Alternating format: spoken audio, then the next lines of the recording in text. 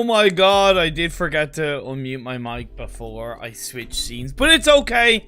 I'm here and I don't... Yeah, okay, I'm gonna leave the team graphic on. But welcome everybody to another evening of PUBG Mobile. Zenith EU, or Zenith ProEU PUBG Mobile Scrims. Not gonna lie, I'm definitely tired. My sleep schedule is messed up.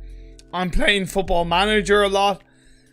But you know what, we'll get through it together. I'm sure these games are going to, you know, kind of inject some excitement into my veins, so to speak. And I'm not alone for it, right? I do have the one and only HighlandWolf with me here for tonight's games. How you doing, my friend? I'm doing amazing. I'm a bit more awake than you by the sounds of it, but I know you've got your caffeine ready, so you're ready to lighten it up, ready to bring on the action, as it were, for another 4 games in Zenith.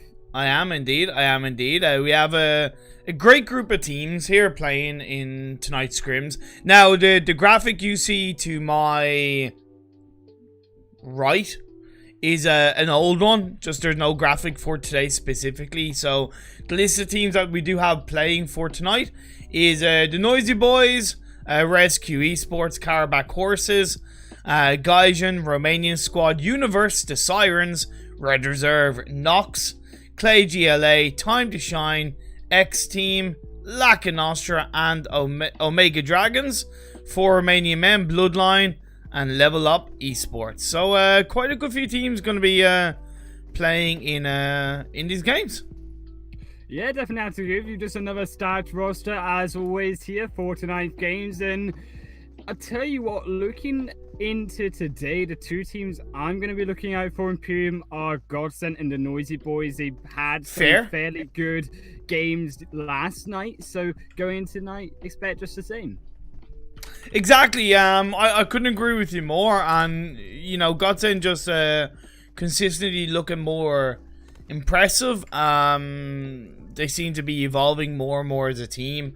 And then when you look over at Noisy Boys, they have had a little bit of a hampering in terms of their development, because Agon has had some account issues, unfortunately, which has meant he isn't able to play the game right now, and we don't know what's going to happen. Hopefully they'll get it sorted. We'll have to wait and see. But the first game has started, and we see a playing path is on the west side of Erangel.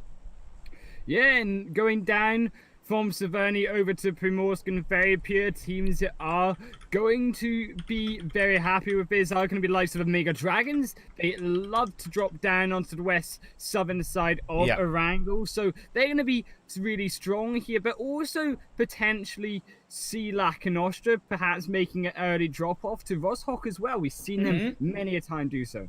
Yeah, they have also been mixing up their drop spots as well. I've noticed Sirens are going for Severny, which is their normal, usual hollowed dropping point, and I wonder if they're going to stick to that coming into the PMCO. I'd like to see them challenge Lack and Nostra more, but maybe they're going for the safe route. And it's not that they don't have confidence, but maybe they're just playing a little bit more intelligently. Red Reserve and Universe, their typical North George Pool drop spots, pretty standard stuff. With Romanian Squad choosing to head towards Zarki, that's very unusual from a team to go that far up north in Erangel. Yeah, obviously to avoid all the early game action, that gives you that advantage, Imperium, but also if that playing path and sort of say that zone moves down to the south end or even towards the eastern side of the game, which we'll find out shortly here, that's going to be a massive disadvantage for Romanian Squad. But thankfully they dodged a bullet in the first game, as that zone will shift very, very close to them. Yeah, and it's somewhat complementary to the playing path, nothing really crazy. Of course, going to be somewhat maybe a bit more difficult for Gaijin. I don't say necessarily because of where they are, but how far they might have to travel to get into a bit of a central point. They're going to have to thread a little bit likely the closer they get to the river, down from shooting range. Bloodline going to be in Pachinki, which is pretty standard stuff, and there's a bit more action I noticed around the quarry area with Omega Dragons and Noisy Boys and Nox in play, along with 4 Romanian Men just outside Pachinki. Yeah, and obviously with the Mega Dragons liking to drop down in the south here, very interesting split here. A split drop with Broody Sebi down towards the Fairy Pew, and Antifa going to be providing that vision around the quarry area onto the Noisy Boys, so they're going to have a vision of where these enemies will be. Imperium, but moving up towards the north, if this zone does kind of centralize to its current position just now around Pachinki, that could be a little bit of a disadvantage for them because they are split. They're going to need to try find a way back together. Yeah, exactly. We have seen in the past Red Reserve being able to move out of the North George area a little bit earlier than Universe. I would like to see them do that once again today, but occupy the Everest area or the compound that's by the side of the river that is always very valuable in this early game. I think Everest would be more noteworthy because not only is it close to the center circle, but is quite higher ground, and you get more information on teams that could be rotating down the south side of this phase 1 circle. Right, and Everest is going to be a location that teams are going to be looking at, but also I think just to the east side of Pachinki might be where teams also going to be looking to try control up on this hill. Imperium as well. Level Up may choose to go there, just get more vision on Bloodline and the real deal who they're still to find in the area. Yeah, you're dead right. Pachinki, sorry, not Pachinki, but Potato Hill could definitely be a very valuable spot coming into early parts of the game, especially the west side of it where you do overlook quite a decent bit of Pachinki, or even a little bit on the north where you overlook School. The real deal, we haven't seen much from them in these scrims, so I'm a little bit excited but also nervous because if they haven't been participating against these teams too much, at least in the Zenith ProEU scrims, I wonder how much information, preparation and practice they're gonna, have leading into the PMCO. Right, and it's also interesting to see a split drop from them as well. I think this is what we start to see from teams more towards the early stages of the game, despite even if they are in a potentially contested area. Imperium teams starting to share loot between them in different locations to ensure that they've got the utility items on board, especially for if we see what we usually see in a angle, which is more of these flat zones later into the game. And, looking a little bit more in that phase 1 circle, it really is a nice circle. It's not too heavily down the southwest. It has a decent bit of the central part of Erangel, and I don't think the teams could ask for a better,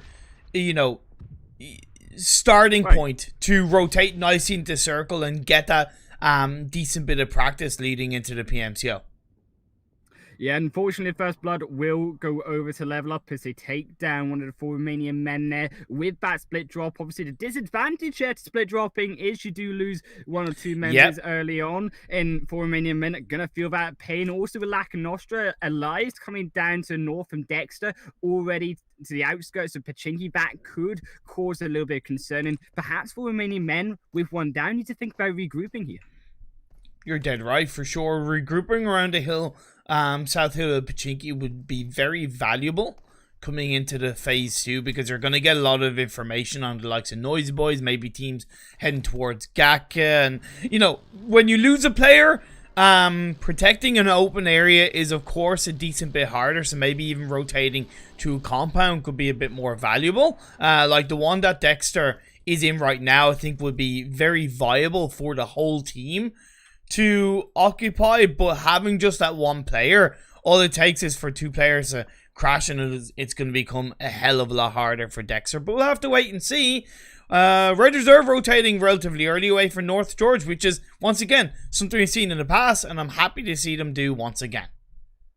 Yeah, they're not going to be spotted by Elias, who is currently looking through those compounds, those buildings inside the hill. So they do have a good position, Lack and Nostra, but they're not going to spot this rotation in. And they are going to control the east side of Gatkia here, moving in perhaps a pincer onto 4 Romanian men here. As we say, they perhaps need to think about coming together as a squad, whichever way they try to regroup. As also the Noisy Boys start to edge their way closer to this city here. Yeah, and this is kind of normal, right? I said this is one of the nicest phase 1 circles for these teams to to get a strong rotational point, to get a strong position towards the center part of the circle. I think phase 2 definitely going to be much more important for these teams based on where it shifts. And I think also to note this interesting split, we've actually seen Karabakh horses on the edge going down with X team from Yasnaya Polyana. They're down to the south. They might just congest here on top of Time to Shine, but X team going to that north route, they're going to dodge all this fighting. So Karabakh with an interesting rotation. We know how good they can be wearing on top form with their rotations Imperium, so expecting big things from this team coming in. And it's one of the few times we've seen the two teams disengage away from each other in Yasnaya without taking a member or two out. Now, I like that because I want to see more of that, because coming into the PMCO, you won't really want to take early game fights against these teams. You want to play for the late game. You want to prepare yourself. Right, because numbers is such an advantage, and yes, you can get a couple additional points, but you're realistically only taking one team out.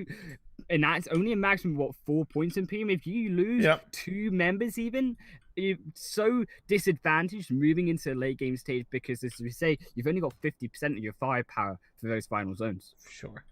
The Noisy Boys only playing with 3 players, although Agon is showing up, so that's good. Must have gotten hold of another account, which is nice to see. It doesn't have the Noisy Boys tag, but is still at least Agon to his name. Hopefully it's Agon behind the device, which would be very imperative for the success of the Noisy Boys, I feel, leading into the PMCO. Bloodline, putting a couple of pressurized shots towards the members of Lack of Nostra Power. I think that's good coming into phase 2. Send that message, push back Lack of Nostra Power, and hopefully set Bloodline up for an easier rotation depending on the shift. It is interesting, our Imperium, that Bloodline have stuck to controlling this Pachinki compound, the only team inside right now, and that could work to their disadvantage, I believe, if that zone starts to close in around Pachinki Imperium, as these teams look for a little bit of positioning in this main city compound. 18 teams. We haven't had too many people go down, right? Only a couple of kills on the board, and I like it. We've literally lost 1 player, actually. Yeah, only Andre is the only player to get taken down in this game so far, and I really like that. I said about Gaijin having a little bit of a tough task. Do you think it's wise that they waited until the end of phase 1/phase 2 before rotating anywhere close to the circle? I think it is wise in a sense to avoid the fights, but no one's really dying anyways in Prim. There's plenty of space to rotate around the north side, around going across the bridge into Roshawk area, even across the river. Then to hold off in your positioning right now, where they are currently, they're still going to have to find their way through several different teams. So perhaps they will keep Adobo back, which it does look like they're doing with a 1-3 split here, as 3 of them instead move a little bit closer in. We'll talk about finding a difficult rotation in. See, Nox with the phase 2 shifting down south have gotten quite close to Red Reserve, and Red Reserve are reacting pretty effectively, getting a knockdown on the Shaco to begin with. Draxon throwing out the smoke, possibly going to try and look for the revive, which would be pretty good, but there's a couple of teams around them, right? You got Level Up in play as well. You got the Noisy Boys with Novas getting dropped by them, and this is where Red Reserve... It's great for them to position themselves so nicely in the circle on phase 1, but if you're too loose on your movement, you're going to pay the price. Right, and they aren't all together. They've got Novas Victor down towards the south end, Kalista's up towards the north, trying to keep Nox at bay. But with also Sirens making a rotation in from the north side here, that could be a 4th team now moving into this area, as Novas will go down. That's a very risky rotation for Sirens. I'm curious to see if that will pay off. The revive was not completed by, actually, no, it was completed onto Shaco, but then we saw Draxon get knocked down in return, and as Reserve try and hold on as 3 players. And Sirens, I said, I wasn't sure if this was going to work out. They have had a couple of players knocked down, but in return, they've been able to knock down Savage X. It's going to be pretty good, but it's going to be a matter of will they be able to survive, as Whiskey is going to come in, spray those shots towards Luna and Ali. Ali dries on up. Of course, going to fire in return, and will she be able to get that revive off onto Luna?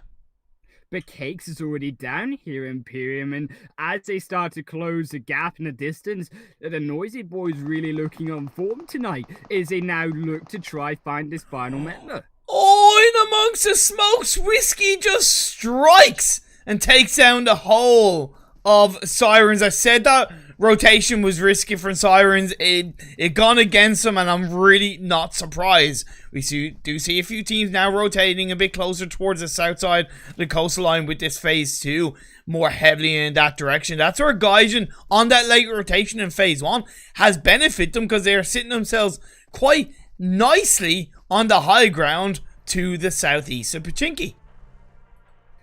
Yeah, and it is interesting to note that Gaijin have managed to do what Sirens couldn't and weave their way in between all these teams. So a very interesting rotation into this second phase zone Imperium. And for Romanian men, as well as Rescue, gonna occupy the cliffside. And I think this is what, along with the Mega Dragons, these teams are going to look to be doing, because we don't quite know with such a shovelly shift if that zone will have actually eventually moved towards all the way to that South Island. It's true, there's definitely a little bit of uncertainty of where it's going to go towards. Looking over in the direction of Crisps on the Sparta. 1v1 as the high ground is going to be in the favor of Chris. Proning down for now. Has to be aware, because he is out in the open. All it takes is another angle of another one of the Nox players to knock him down to his knees. Of course, Callisto Red Reserve is still in play, that third party. Can make a factor as the blue zone of phase 2 is nearly halfway through, and we'll see level up edge closer towards Nox. Yeah, it's been a very quiet game so far. Only one team down with Science in last position, but it does look like Romanian squad are going to trade Nox with the Noisy Boys here. Yeah, I'm still going to stay on between level up and Nox for now, because I'm excited to see what level up are going to do. They were able to get a nice knockdown initially onto Smoker, then they got the knockdown onto Sparta, but in return, Draxon is going to come in from behind to get a nice clean knockdown onto Kendo. Prom's back down. It's going to be 2 against 3 for now. If Naranx can get that sweet revive on the Kendo, get him back up to full health, that'll definitely help level up in getting that nice squad wipe on the Nox. But time is of the essence, because phase 3 has gone against these teams. It's shifted a little bit down south / centralized quite nicely with Clay GLA firmly in control. But Chris is making a little bit of an aggressive move towards Smoker to finish him off. Tfue there is on the back to keep an eye on where Shaka currently is. And this gutter here is going to protect the ranks and Kendo as they are this 2, well, even make that 1-1-1-1 split. Now, Imperium is in the ranks, heads towards Shaco. Yeah, Shaco's the last player standing. It's ironic that, you know, it's Shaco left standing and he's covering in and around a shack.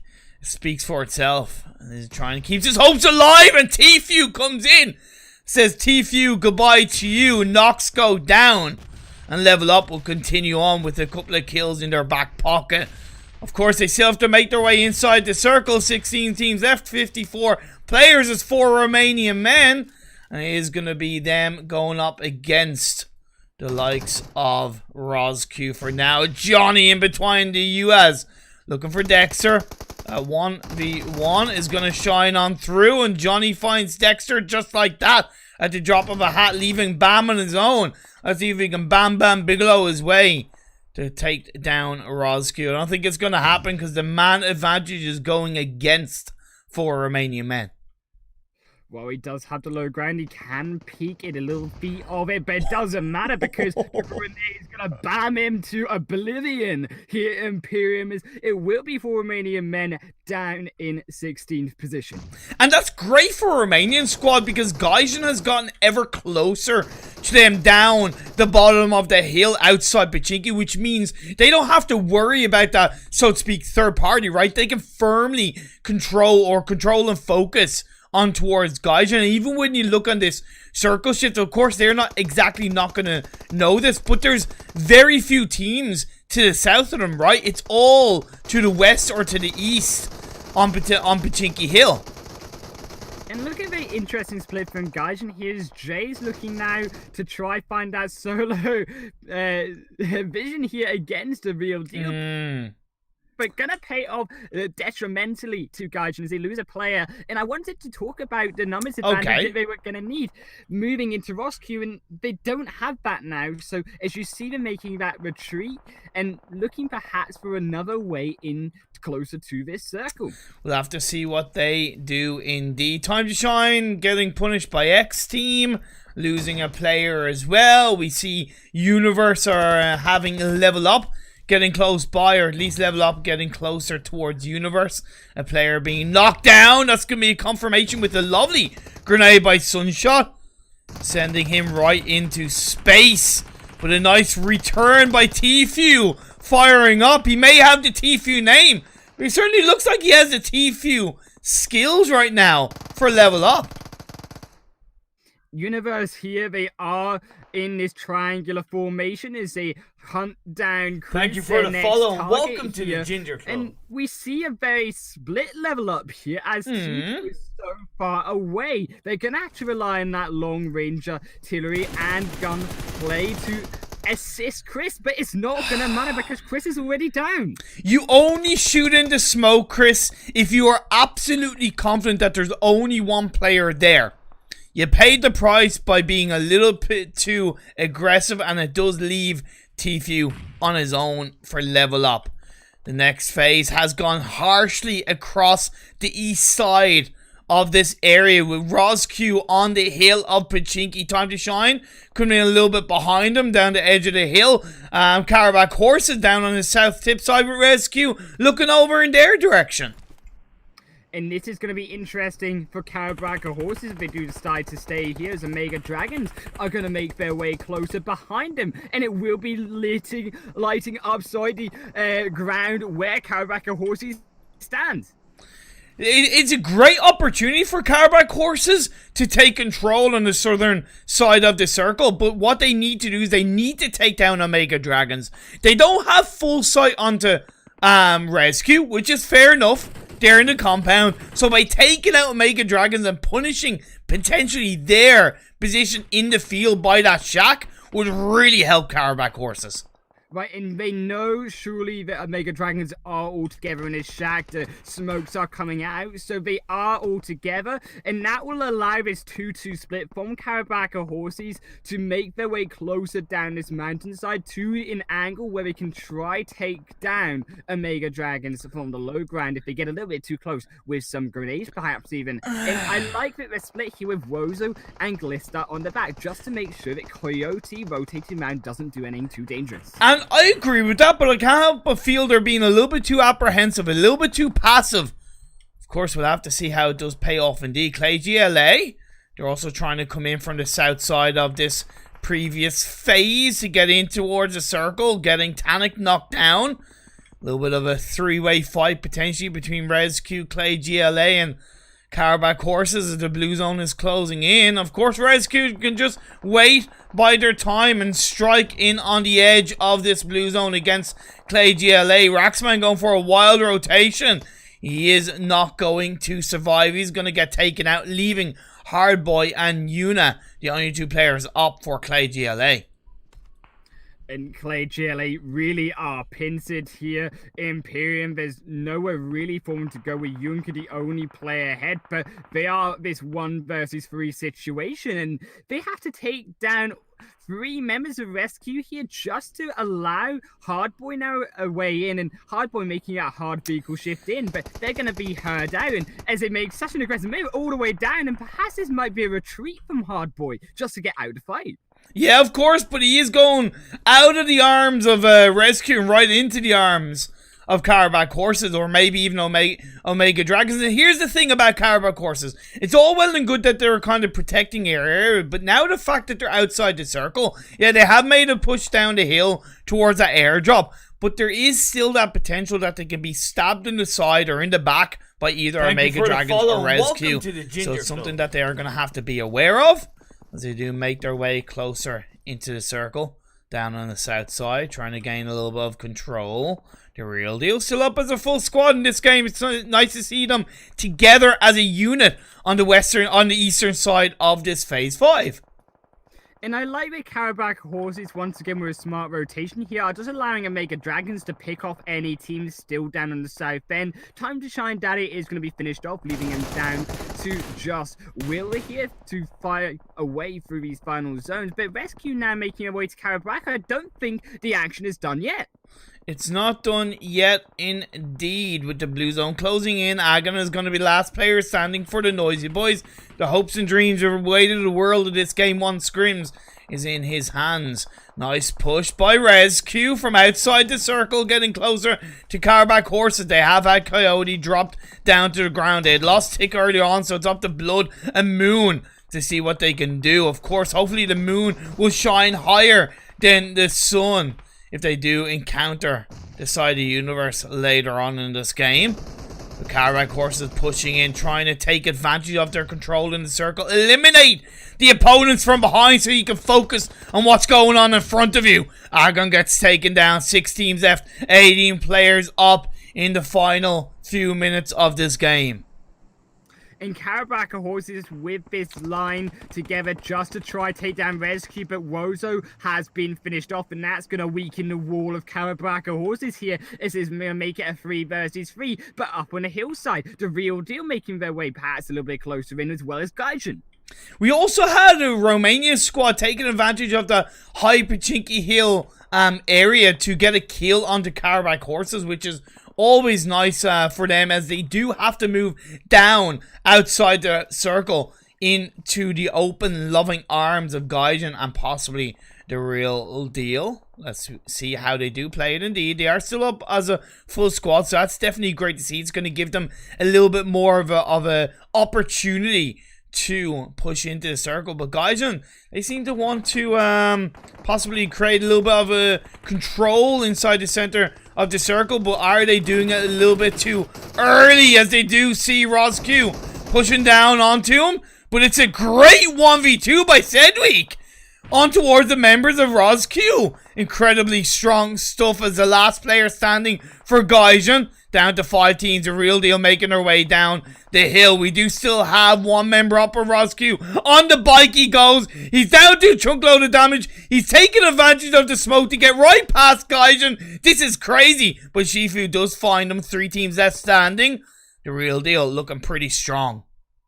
This road in the center of this zone has demanded aggressive plays from these teams. The Real Deal taking down Gaijin. Rescue weren't able to find it, but we are down to the final 3. And Rescue always going to make that aggressive play they must do to try find a way into the Real Deal. Oh, and what was a great reposition by Clown of the Real Deal. Had not been reacted quickly enough by the rest of his team. And Cedric comes in and finds another knock, another confirmation. Rescue, who staved off the pressure of Karabakh Horses. They will have to push in from the other side of the hill. Will they be able to find Cedric? Of course, Cedric is going to get put down to very low health. But then Shifu comes in and gives a lifeline to Cedric. Though just like that, sprays up with a grenade to take down the last remaining player, guys. And what an incredible effort from Cedric in the final few minutes of this game. Pushing in, the Real Deal know that they have to gain control. They're holding on to the northeast edge, moving on up as a 2-man team. Revive has been executed onto Moon. This is a 2v2 in game 1 of the Zenith ProEU Scrims. Shifu getting back on the buggy. It's a little bit risky. Of course, you are alerting yourself, and that's where he's being dropped to the ground. If you're too aggressive, if you're too wild, you're going to pay the price. A spray is going to be up on his own. He was able to get a knockdown, but not before Rescue came in and dealt the final blow to claim the chicken dinner for game 1. And an interesting couple of rotations there from the Real Deal in the end of that game. And they rotated across from the left for the right side to the left to take down Gaijin, and then they couldn't find a way back because they weren't quick enough with a rotation over back onto Rescue there, and that did cost them. But Gaijin, they did the work as well, taking obviously one of the Real Deal members down as Clown. Unfortunately, couldn't find that reposition. Thank you. Yeah, I definitely think the Real Deal had done a great job in rotating safely. effectively, somewhat even dynamically at times, and being aware of their position, how risky it was. So knowing their surroundings was so important for the real deal, getting a strong, solid result in this game. But at the end of the day, you can't presume you're going to close out this game, right? We saw Shifu being a bit too presumptuous, getting on that boogie, then getting out. He got dropped. Yeah, Moon was able to return. Moon was able to return, and then we saw Spray taking out Moon. But at the end of the day, it came down to Rescue just being more effective. And, I think the team that kind of lost out the most in that game, even though they didn't get a weak result, was Carback Horses. They were ahead of Rescue, and Rescue finished on top. Right, they had to pin down onto Rescue. Rescue rotated in second in Pym, and it was just to the fact that they couldn't control this team. Karabraka, they fell down with one on the north side of that hill, allowed the rest of Rescue way in to the zone, because the rest of Karabraka horses were now on the edge of the zone. They had to make their way closer, and when they had to make that rotation, Rescue struck. Yeah. Exactly, and that's the way it is. So to go over this final results, Rescue in first place with 6 kills, the real deal in second with 9 kills, so at least a nice chunky amount of kills for the real deal. Gaijin in third with 4 kills, Romanian squad in fourth with 8 kills. You had Carback Horses in fifth with 3 kills, Lacanostra Power in sixth with 3 kills, Red Reserve in seventh with 2 kills, Universe in 8th with 3 kills, Omega Dragons in 9th with 2 kills, The Noisy Boys in 10th with 6 kills, Clay GLA in 11th with 0 kills, Time to Shine in 12th with 2 kills, Bloodline in 13th with 3 kills, Level Up in 14th with 5 kills, X Team in 15th with 1 kill, 4 Romanian Men in 16th with 0 kills, Nox in 17th with 0 kills, and Sirens in 18th with 0 kills indeed. So on that note, boys and girls, we are going to go for a little bit of a break, but we will be back relatively quickly for Game 2 in the Zenith ProEU Scrims. Don't go away. I'll be back on your screens in a matter of minutes.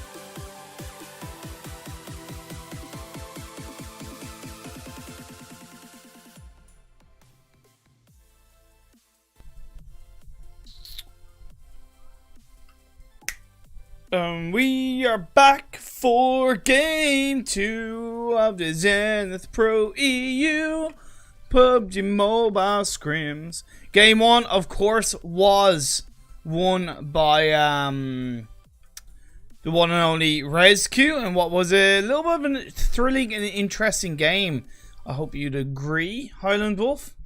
I would agree, but I think as we move away from the green plains and PM over to the dusty dunes of Miramar, we're going to be looking at, once again, the dunes and the mountaintops and the height advantage of Miramar and some of these locations, because too often it is the mountains of Miramar that play in such a factor towards these late game stages.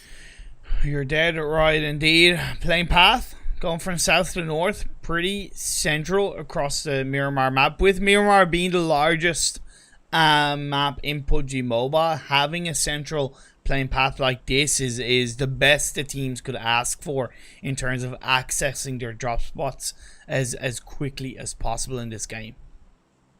Definitely have to agree. And looking towards that key area in the center of the map of Picado Hill here as well, perhaps San Martin as a result going to be a contested area here in Imperium, but we will have to wait and see to where these teams drop, if they do decide to drop to their usual locations, if they decide to spin it up a little bit.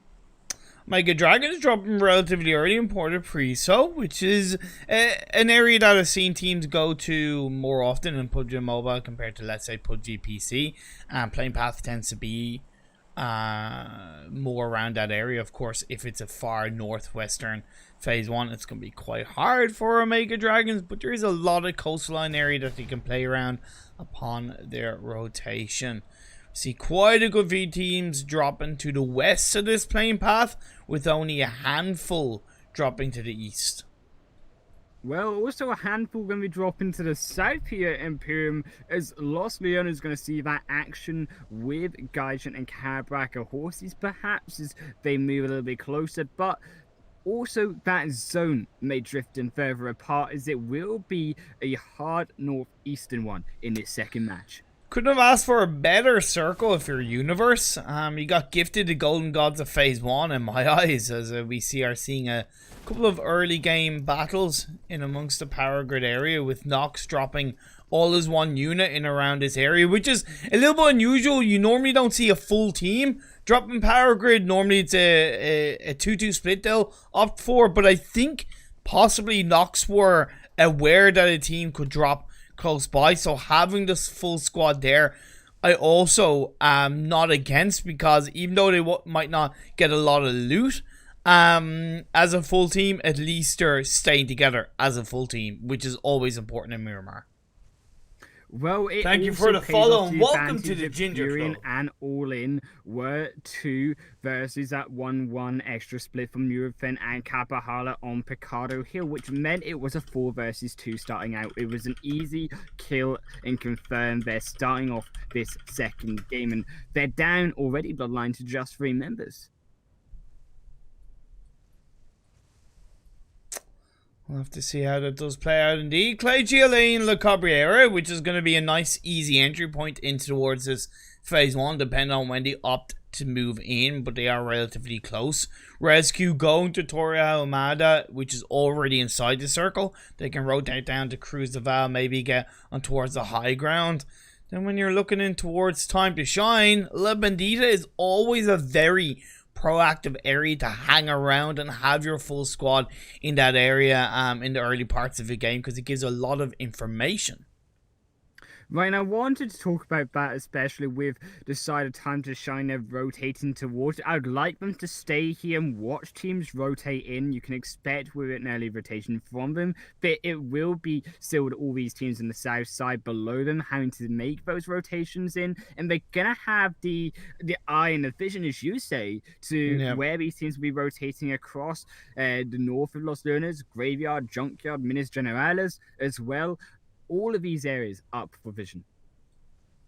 Sure, and then when you're looking at vision, like Redditor probably have, one of the cleanest areas of vision upon their rotation, because to the west of Impala you have La Bandita, but there's that open flat area where you can get a decent bit of information from where they currently are located. So as they rotate maybe towards the north of Minas Generales, they are going to be able to gather a solid bit of info on teams rotating around them, should Time to Shine choose to move in closer. And of course you have Sirens coming in from the south, Omega Dragons, Cabra Horses and Gaijin. Gotta think, how are they gonna move in without coming across a couple of teams?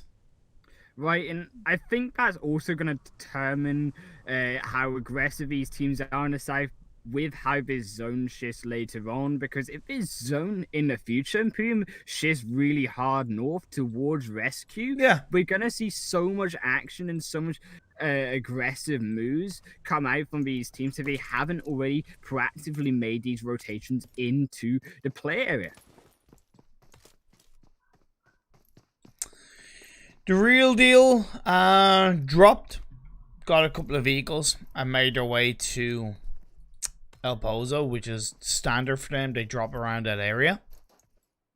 Getting into the circle, I think, is going to be relatively easy because they dropped outside El Pozo and had to rotate in. So at least initially, they have a tiny bit of information on where teams might be.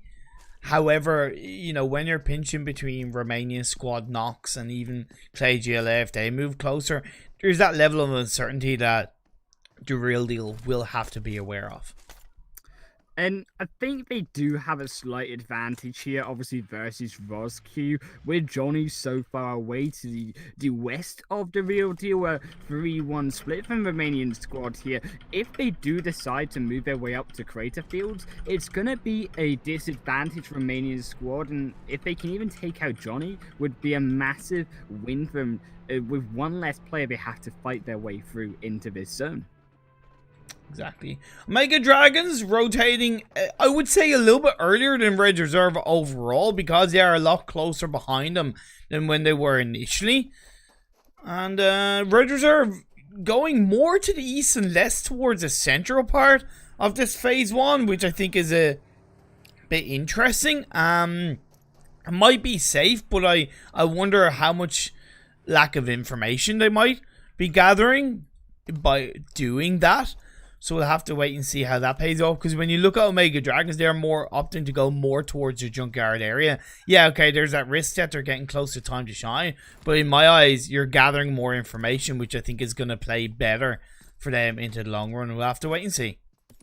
Well, Siren's going to make a heavy rotation. This time, only one member in time to shine, but they will still find a killer. Confirm onto Knockup here as Daddy will find one, perhaps a second onto Aaron, but can't quite find it. But with Ali down, they're going to lose another. And perhaps Daddy has to be careful because Siren's now returning the fire. Yeah, I don't think it'll be too much hassle for Daddy. Gotta pick the opportunity when you have it, and that's exactly what Daddy has done. Ali will...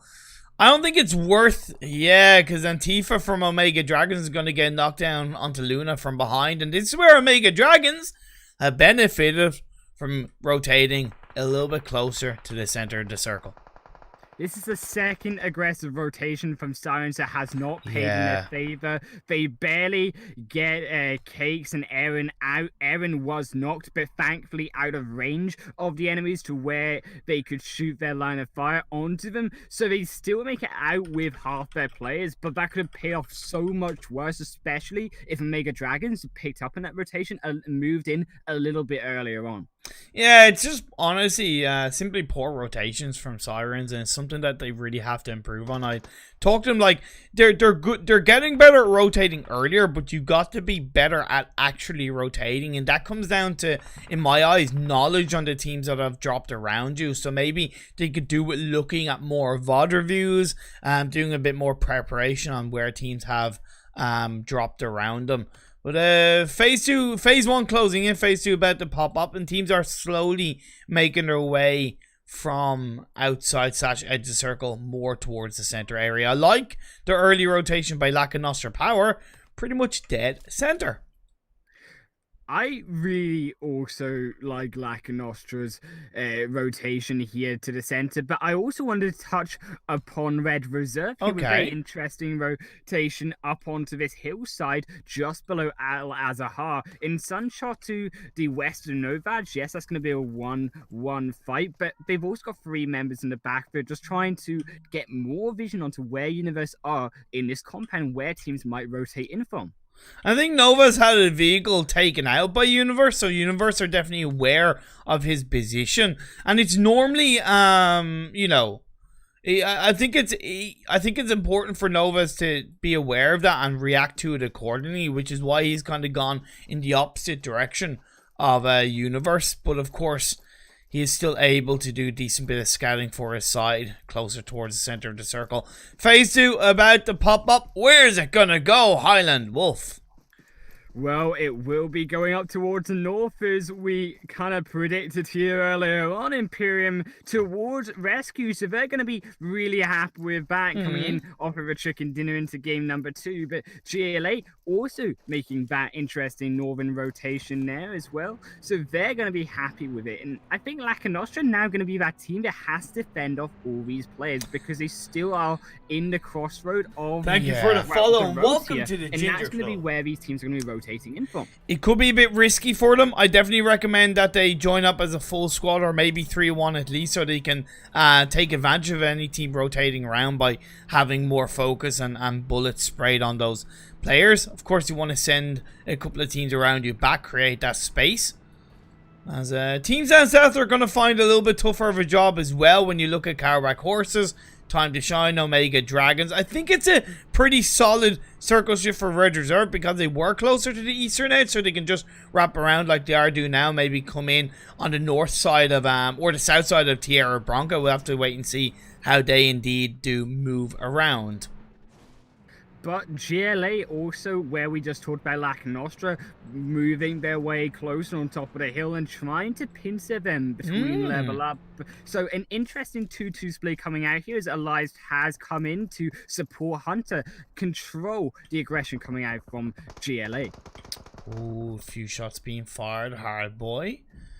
Being on the little side of the dip. Alicio's going to have to be careful. Alibaba's knocked if I'm not mistaken, so he's gotten revived up. Have to heal up as well, and this is where Laka Nostra can't be too out in the open, right? Because there is a chance you could get stabbed in the back by any other team rotating up. I'm looking at level up. You touched upon them. Potential third party if Hunter isn't too careful, depending on how level up choose to play around this area. Yeah, they still are very far away. They've got a hilltop they have to climb over, but Kendo already has made that sky rotation up just to see where GLA are and if they can make it up to the top of the hill. But it will be Laka Nostra losing one, as it does look like decide on Noisy Boys. Aegon now behind as a fourth, the kind of member here, full party onto Alibaba. And honestly, that's what I kind of predicted for Laka Nostra power. I said, being out in the open like this, you have the risk.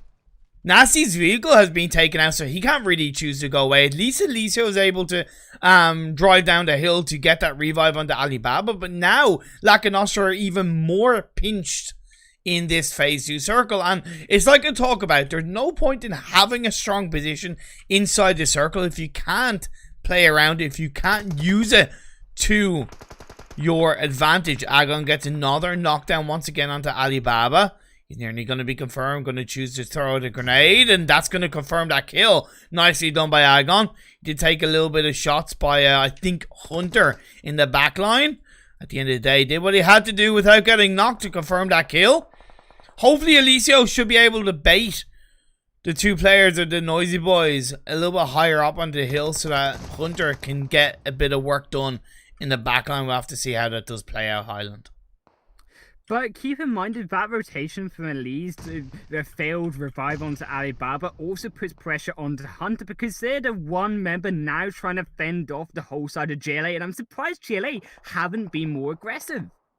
Yeah, but they realize that they are more towards the center part of the circle, so in theory, with it being phase 2 only, they don't have to worry too much. And Miramar is a bit risky in terms of by moving away from a position that you are pretty confident of having. So I think they are just being a little bit safe and cautious right now. I want to see, you know, where are these other teams located? Who's looking pretty good, HighlandWolf, within this phase 2? Well, I definitely think around the mountaintops around Al Azhar Harbor towards the west side with Omega Dragons now on top of Universe. A little bit off the center of the zone, but still high ground nonetheless, and on a major city here if it does rotate further to the east. But Laka Nostra Power Nasty going to be spotted out on the west side. Alicia indeed being knocked out and taken out by Maskoff. Omega Dragons realizing that Universe are in that compound ahead and they can't really breach it, so it's not really worth them getting too close to it. They know they have that huge hillside by El Azahar that they are protected around them, and phase 2 is shifted back down south.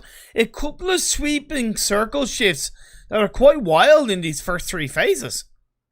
Right, especially hard north, back down a little bit south to the east here, Imperium. And I think now with this new zone shift, it could even be to the advantage of time to shine. They have division over the road, they have a little bit of high ground, but we still have to be careful of course, Sirens behind them and Carabraca horses further behind them as well.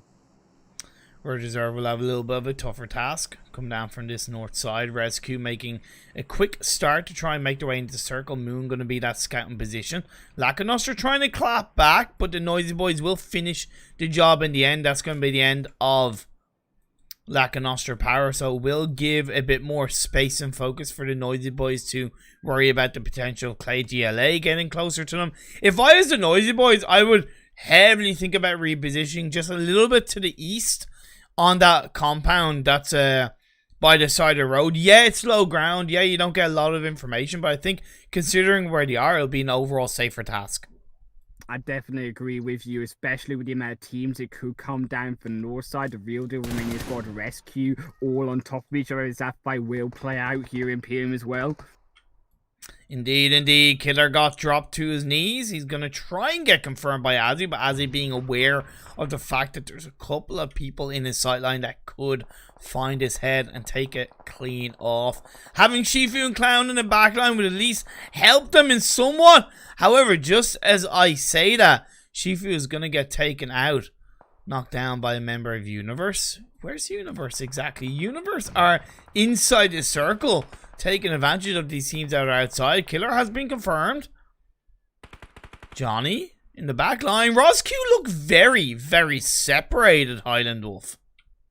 Yeah, definitely have to agree with you here. Just forced apart by the side of Rescue. Between them is those enemy members and a compound as well to fight through. I think Johnny needs to make a hard rotation north, which they are beginning to do, but not before they're going to be fired up on. And if they do make it away, I think they should make it towards the east side, Imperium, and try find a way around level up. But Hopper, keep in mind, Hoper's still surrounded by 3 different squads. Yeah, Johnny was able to get away. I was clenching my cheeks right there because I wasn't sure if he was going to be able to survive, but he has indeed been able to.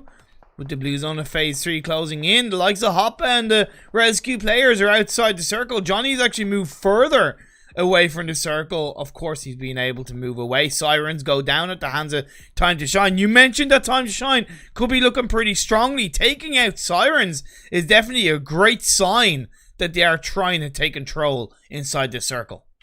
Especially with Sirens forced away by X-Team because he didn't have the woman advantage, if you like, there to take down X-Team. And it will be, however, despite the strong positions on the south end, Time to Shine straight into the middle of this next zone shift. The action's going to be on the north side. Wow, that's going to be pretty crazy indeed.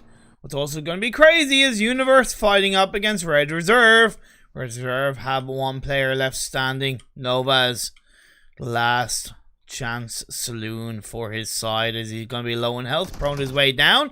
He's able to use a couple of smokes, going to try and use one to confuse the side of Universe and then the other one to maybe cause a bit of an upset as the Universe players have yet to find him. He's waiting for his time to strike. How has he not gotten spotted right now out in the open?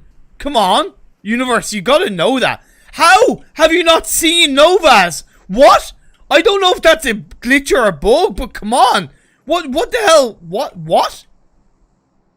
Yeah, I don't know. I really don't know how that is so... Please. What is it? He gets away with it.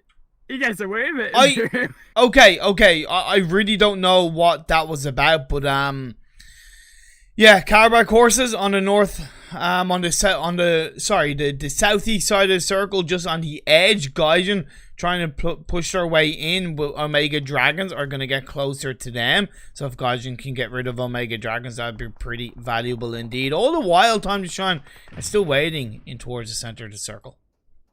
but Bloodline have started to occupy the compound to the edge of Time to Shine, and the grenade's going to be honing in onto Nurofen there to try take them down. As Daddy Will and Shaolin, they make a round split here, a semicircle around the edge. Yeah, I think it's important for Time to Shine to spread themselves quite nicely without going too thinly. And that's where that off angle by Shaween has gotten that knockdown onto Nurofen. Will with another grenade try and confirm that kill. Take it down to 3v2. Gotta know, do Time to Shine know how many players are up for Bloodline? We did see Bloodline early on in the kill feed taking down Nox. I'll have to see if they can turn those Nox from the squad wipe into kills on the Time to Shine. But Nurofen has been confirmed as All In and Kapahal are a little bit pinched in this tiny little compound.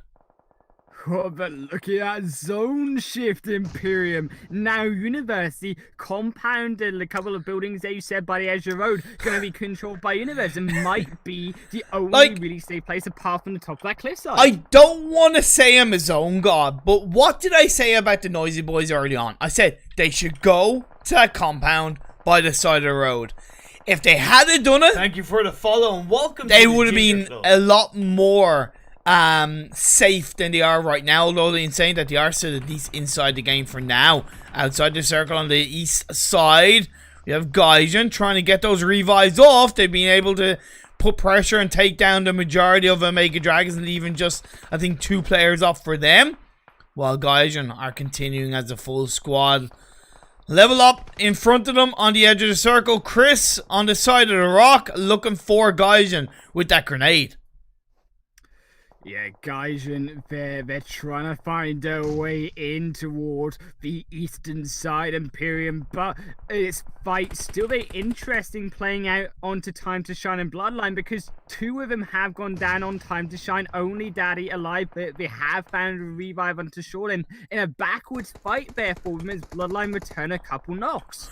Oh, but there's a bit of a third party in play as Carback Horses come in from behind.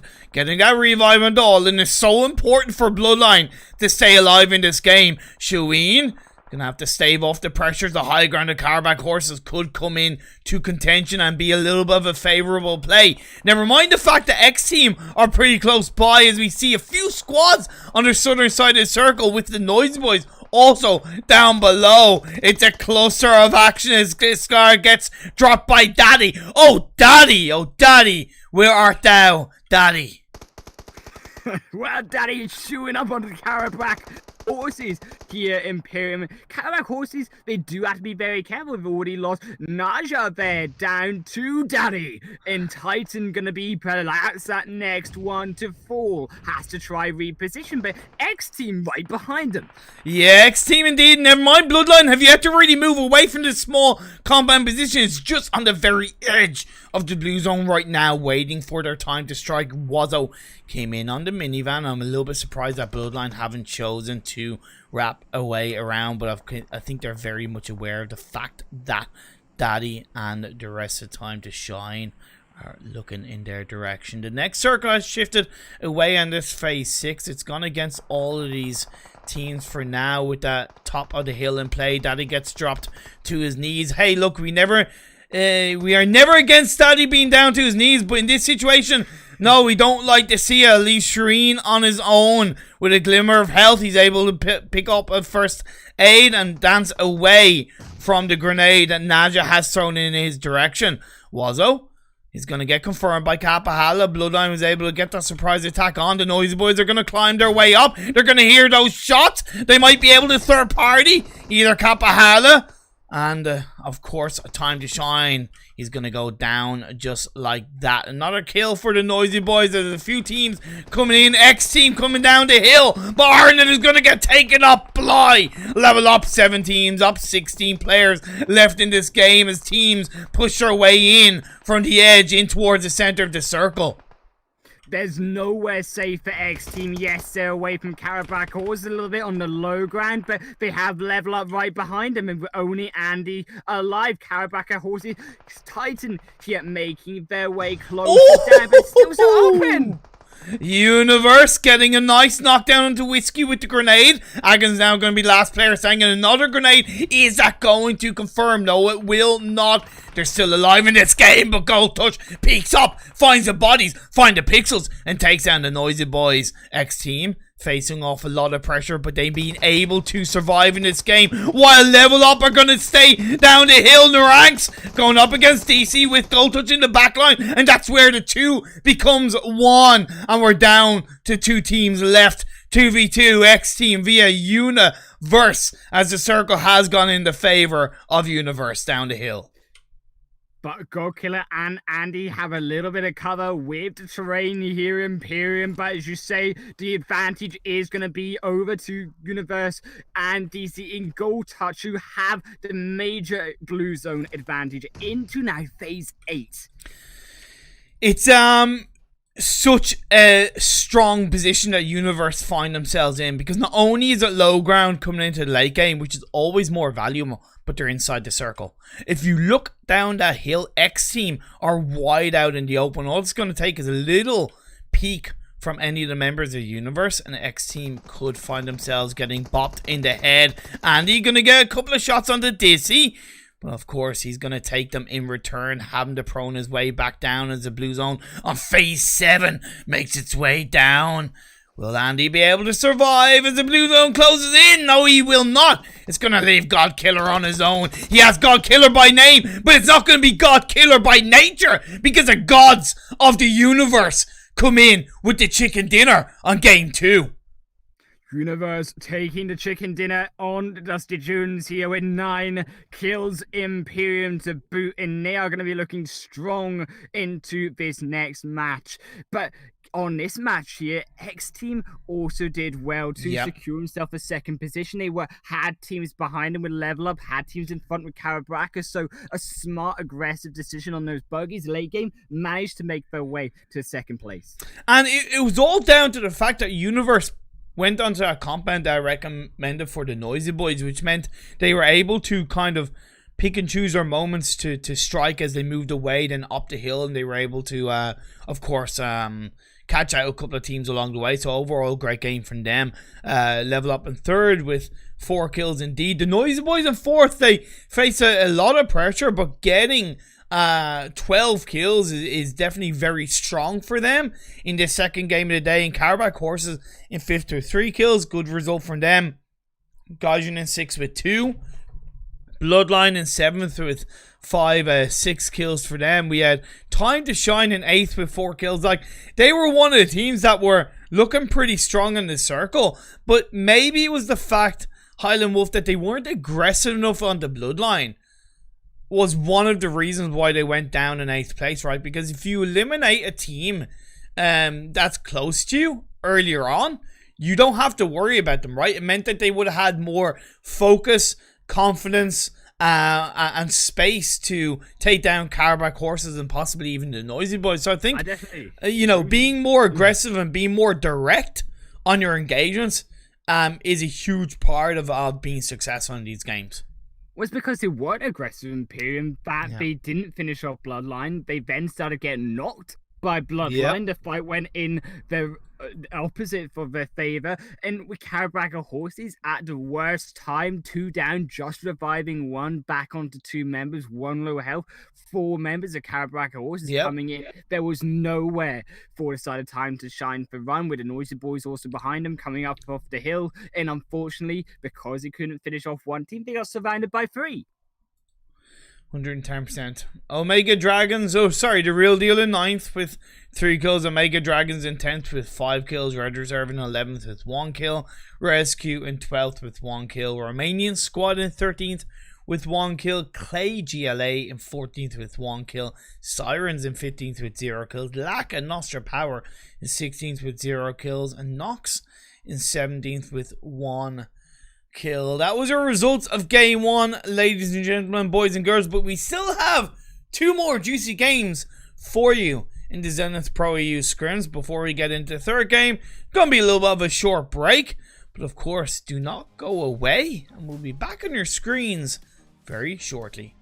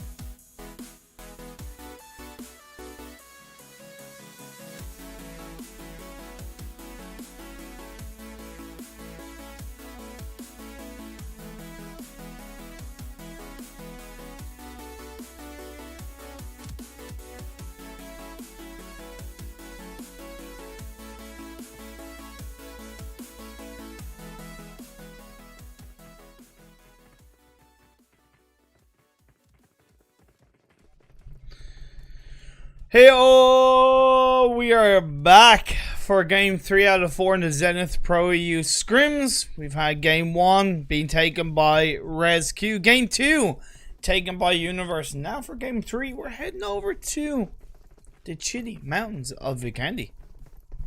Yeah, gonna turn all that Miramar action into a Vikendi slushy here in Imperium because it's getting cold and it's getting action and frosty here because we are about to see the playing path very shortly, a couple seconds before, as we see, the third match.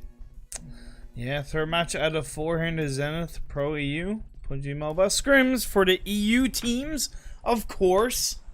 All these teams competing in the full split of PMCO, so it's going to be important that they get as much preparation and practice done in these scrims, and this playing path is going to be part of it. Yeah, gonna go from the port down to Hot Springs and Cantra. So it's gonna be another central playing path here and allow teams the choice, as we said in last game, to drop where they want to drop in their comfort locations, as we see what we usually see a lot of teams dropping on the north side of Vikendi. Yeah, the Noisy Boys heading to Zabava, which is pretty standard for them. Lacanostra and Port, which is also pretty standard for them indeed. Time to shine, going for a little bit of a split drop in around the coal mine / Cosmodrome area. We'll have to wait and see how that comes out. And of course, I'd imagine Red Reserve and Carabao courses will head down towards Hot Springs and Contra. Yeah, and definitely have to agree with you. Joined by Nox as usual here. Gaijin going to take their position as comfortably as they do down into towards the cement factory. Wow. A little bit odd of a rotation onto for Romanian men though. Going to drop down into the castle. Finally going to see a little bit of action. But a split drop from Romanian men is WWS and Dennis here. Going to be off castle and towards Tovar and Volnova especially here. So Carabao courses have not dropped in Hot Springs / Contra, however Nox have, so we'll have to see how Red Reserve deal with that. ResQ are a little bit close to the edge of Hot Springs and Contra, but Phase 1 Circle, it's up high north, baby. Yeah, and just like we want to see the cold North Pole action here, Imperium and Lacanostra, the Noisy Boys, their comfort location is going to be really just that much more comfortable because they're getting ready for a frosty ride as these teams make their way from the south end up. Sirens and Universe in around the Podvosto area. We've seen these two teams fight previously as well, so you know, I like the fact that Sirens are kind of taking these more centralized, possible aggressive loot spots. But of course, you really have to control it. You really have to push a team back if you're going to dominate that area. I know Podvosto is a tiny bit like Yazai in terms of you can, in theory, hold two teams, but it's an area where teams normally love to fight. So, you know, there's a certain kind of magnet in Podvosto where you're attracted to each other. Yes, because you got a walkway here between the buildings. You got an empty space that teams can fire down upon, and it separates these areas in an open plain. As Sirens, they have to be so much more careful moving into this game. We're going to be looking at their rotations. They made 2 poor, costly rotations already tonight, and do not want to make that a third time.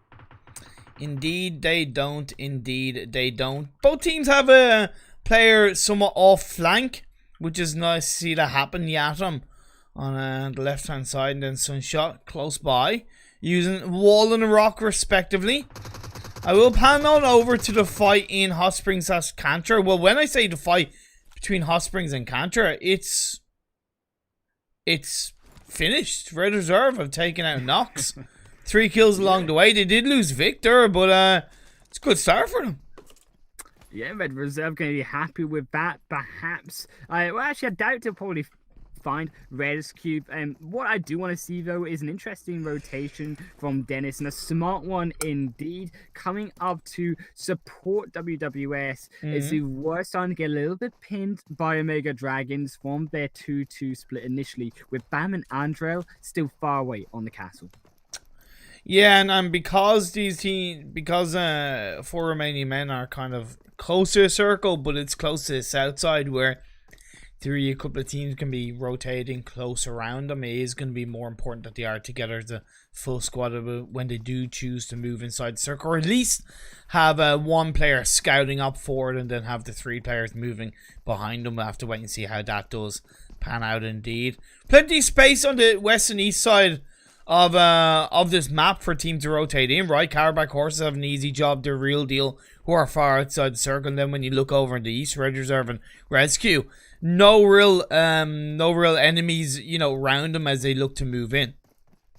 Yeah, and I think looking at the map as well, obviously the clear location the team's going to be going to is towards where the port side is on this north edge coast Imperium, where teams are going to expect that shift to perhaps move a little bit closer up north. But I also want to note, around the west side of coal mine, there is a hill location, a couple little bit of compounds there that I think X teams should be taking more advantage of rather than trying to go up against the Noisy Boys, because teams could be going there up towards the north side. And also note Karaka with Bloodline there. Thank you for the follow and welcome to the Ginger Club.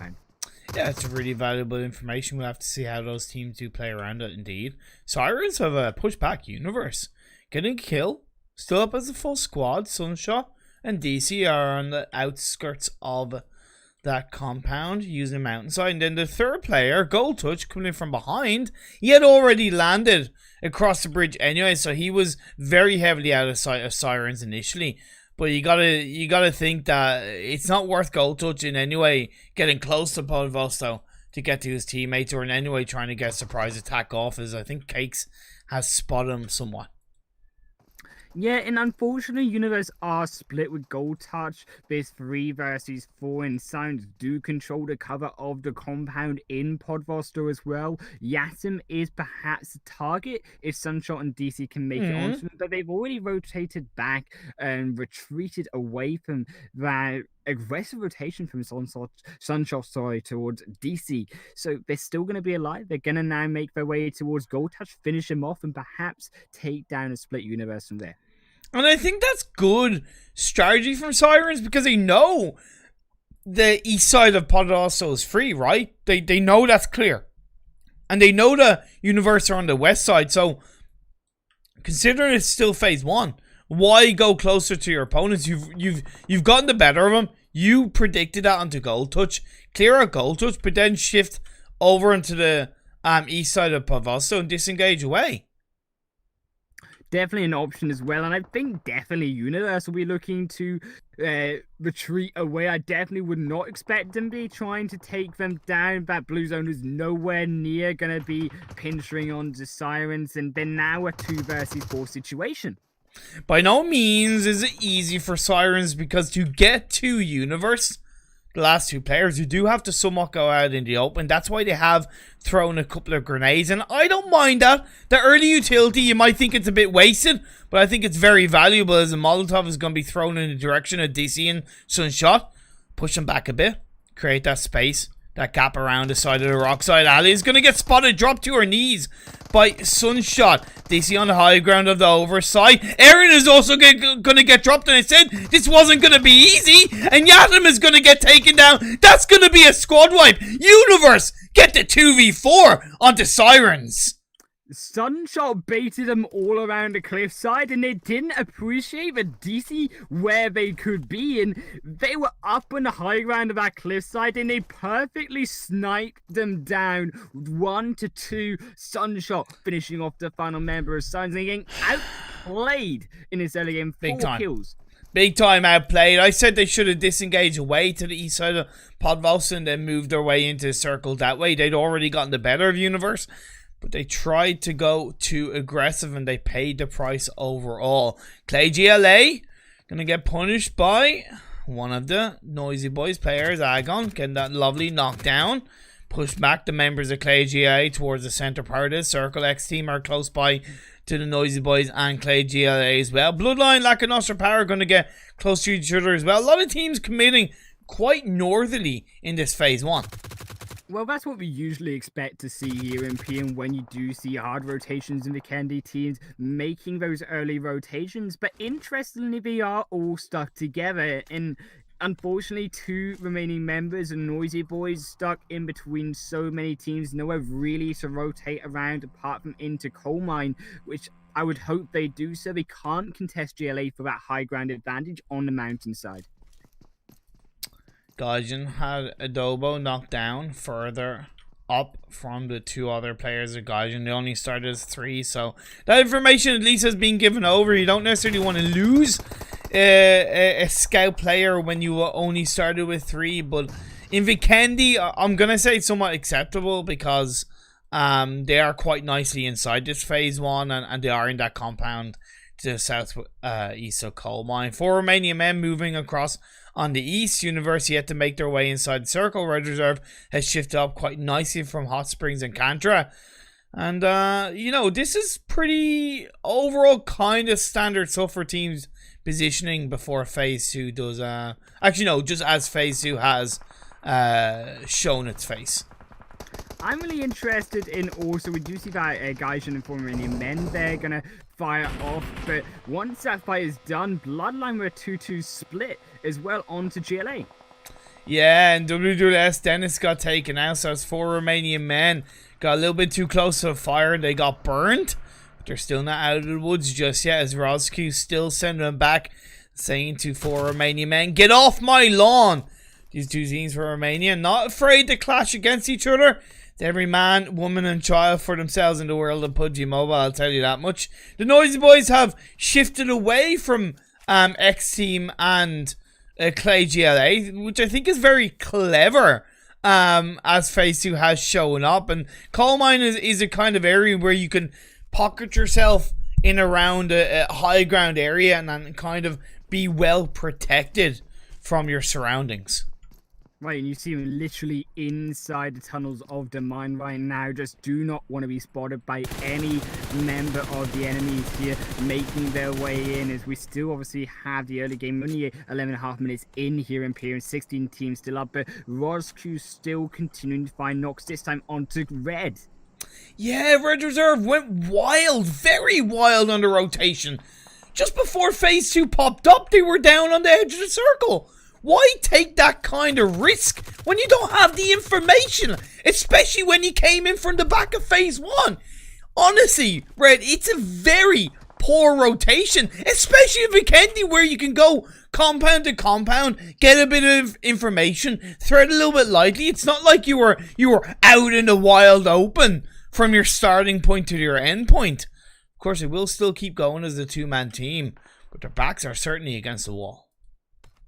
Yeah, and obviously there was a quick finish from Rozq as well. A smart grenade over onto Class to get that confirmed kill. But they're not done, Romanian squad, because Gaijin's still taking a little bit of shot onto Romanian squad where they can find them. And I think Romanian squad, yes, they're 4 members, but they have to be careful not to be third-partied by Red and Gaijin teaming up to make 4 members themselves. Phase 3. Centered up quite nicely. Still a tiny bit of water in play in the north, but of course I think we are going to have a firm west side of the river finish as well in play, with the Noisy Boys holding on to Coal Mine. Still once again in the center of the circle. Omega Dragons are going to have to move down from Mount Crescent, and they want to do it early in my eyes. Otherwise, as teams get closer to the center circle from the west and east, Omega Dragons will have many teams looking in their direction. Could even still find a quick rotation round the edge of Grocka Lake there towards the western side of the zone, because realistically it's going to be so difficult to find an angle through that center of zone. There's not really a way in, and I think I like especially what Karabaka horses here have done here in PM, rotating round to the north side onto the coast, and they completely avoided all the action for a place into the late game. Yeah, quite dynamic indeed, and I still think they've been gathering a relevant amount of information. So we'll have to see how that pays off for them. Lacunostra Power, they're going up against Clay GLA in this compound. Still up as a full squad. And I've always said Lacunostra Power as a full squad are so much more impressive than Lacunostra Power as a 3-man, 2-man, or even a 1-man team. They seem to just play so strongly as a unit. Getting that knockdown on Titanic. not giving a chance for Raxman to respond with a knock in return. So Hunter playing very nicely in this area. Taking a little bit of damage, but nothing too bad, leaving Raxman on his own as the last player for Clay GLA. Definitely think Raxman should think about retreating if Lack and Nostra Power do push closer towards him, but they have to also respect that Bloodline is still in the vicinity. They did manage to take a member off it, but they're gonna be looking for that revenge with Burian down as well. And you see Raxman trying to find a way through, but Nasty now below them. Eli's coming in, and there's nowhere for Raxman to run behind him. Bloodline, like I mentioned, Imperium straight through the attic window. And I was thinking, being on the roof at this stage as a one-man army, it's very risky. I understood Raxman's thought process. Hey, look, the highest ground, I'll get a lot of information, might be able to get a cheeky knock, maybe a cheeky kill. But you can never be too certain when you're on the roof of Vikendi when you're left on your own. Next phase is about to show up. Nicely done, Lack and Nostra Power have a clear area of sight around them as it does shift up north. And Carabac Horses, you talked about that rotation.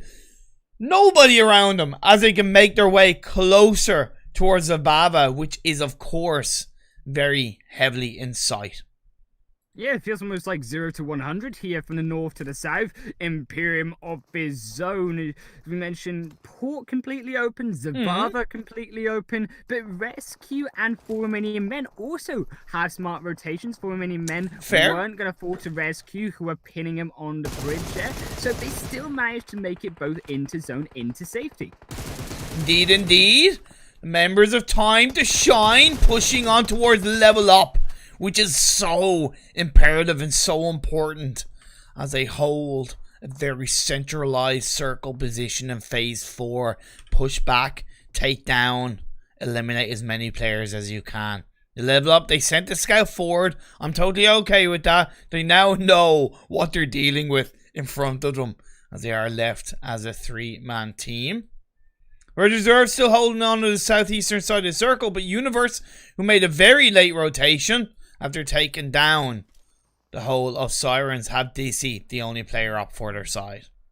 Guys are making a little bit of a surgical move here, weaving through these teams, but Romanian squad surely got eyes on them. Time to Shine surely got eyes on them as well, and they have to be so careful. Sid, Weak, and Jay both moving straight into Naya. Oh, just as I pan it over, we see Jay getting knocked down, leaving just Sedgwick, the last player standing. And look, man, it was a risky rotation. They were protected by Rosq because they were on the higher ground compared to Rosq. But you can only go so far in phase 4 without getting into contention with the team. At least Cedric has been able to get a couple of houses inside the circle outside Coal Mine that he can call his own, and his vehicle is still intact, so that's something he can play around with as the next circle has shifted over to the east. Well said, Week. With that rotation, Gaijin have now a slight advantage, but they still have to be careful of teams rotating in. The Noisy Boys, Red, Reserve, and Universe are going to be looking for that exact compound that they are sat inside of. And we also see Omega Dragons. He didn't make a rotation earlier on like I wanted them to, and unfortunately have found himself caught with only Junior Crook alive. Lack of Nostra Power disengaging away from their compound. They got a cheeky knock on the Andy of X team. These two teams are not inside the circle. Push in, Lack of Nostra Power. Do not give a second for X team to breathe, because if you take them down, it's going to give you a clearer entry point into the circle. Hunter's moving down. He's going to get knocked to his knees. You left it too late, but Nazis is still at least in front of them.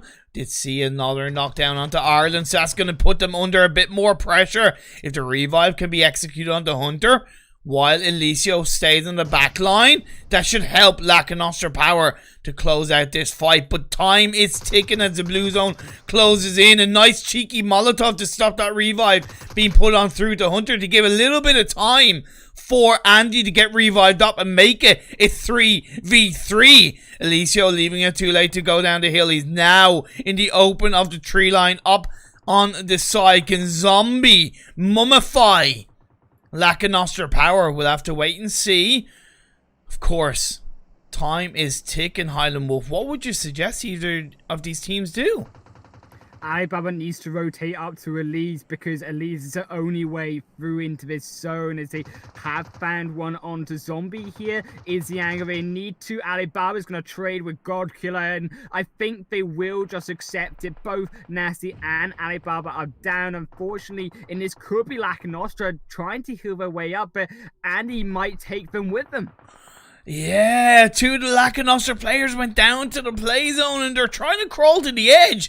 It's not looking too good. I have to leave that fight between X Team and Lack of Nostra power while the Real Deal and Bloodline engage upon each other. The pressure of Kapahala. But as he comes in from the smokes and drops him just like that. That's what you get when you play around the smoke and you play around the Real Deal. But in comes the third party by Daddy. Oh, Daddy, wherefore art thou, Daddy? I said it in Miramar, I'm saying it in Vikendi. Daddy is there, down on the side. He's going to strike as Time to Shine are still up as a full squad. They are outside the circle. We still have 11 teams up and 24 players. Well, make it 10. Surely his Calabraga horse is going to delete away Rescue here, but maybe take that back. Thank you for the follow and welcome to the second knock now. This is pretty good. I'm going to pan it over. As then Naja is down on his knees. I'm a little bit surprised that Calabraga horses weren't a bit more aggressive and unified. Oh no, Titan. He's been a little bit third party from behind by Roz Q, so he's down on half health. While a smoke is going to be put on by Bloody Res Q, trying to make his way onto the edge of the circle.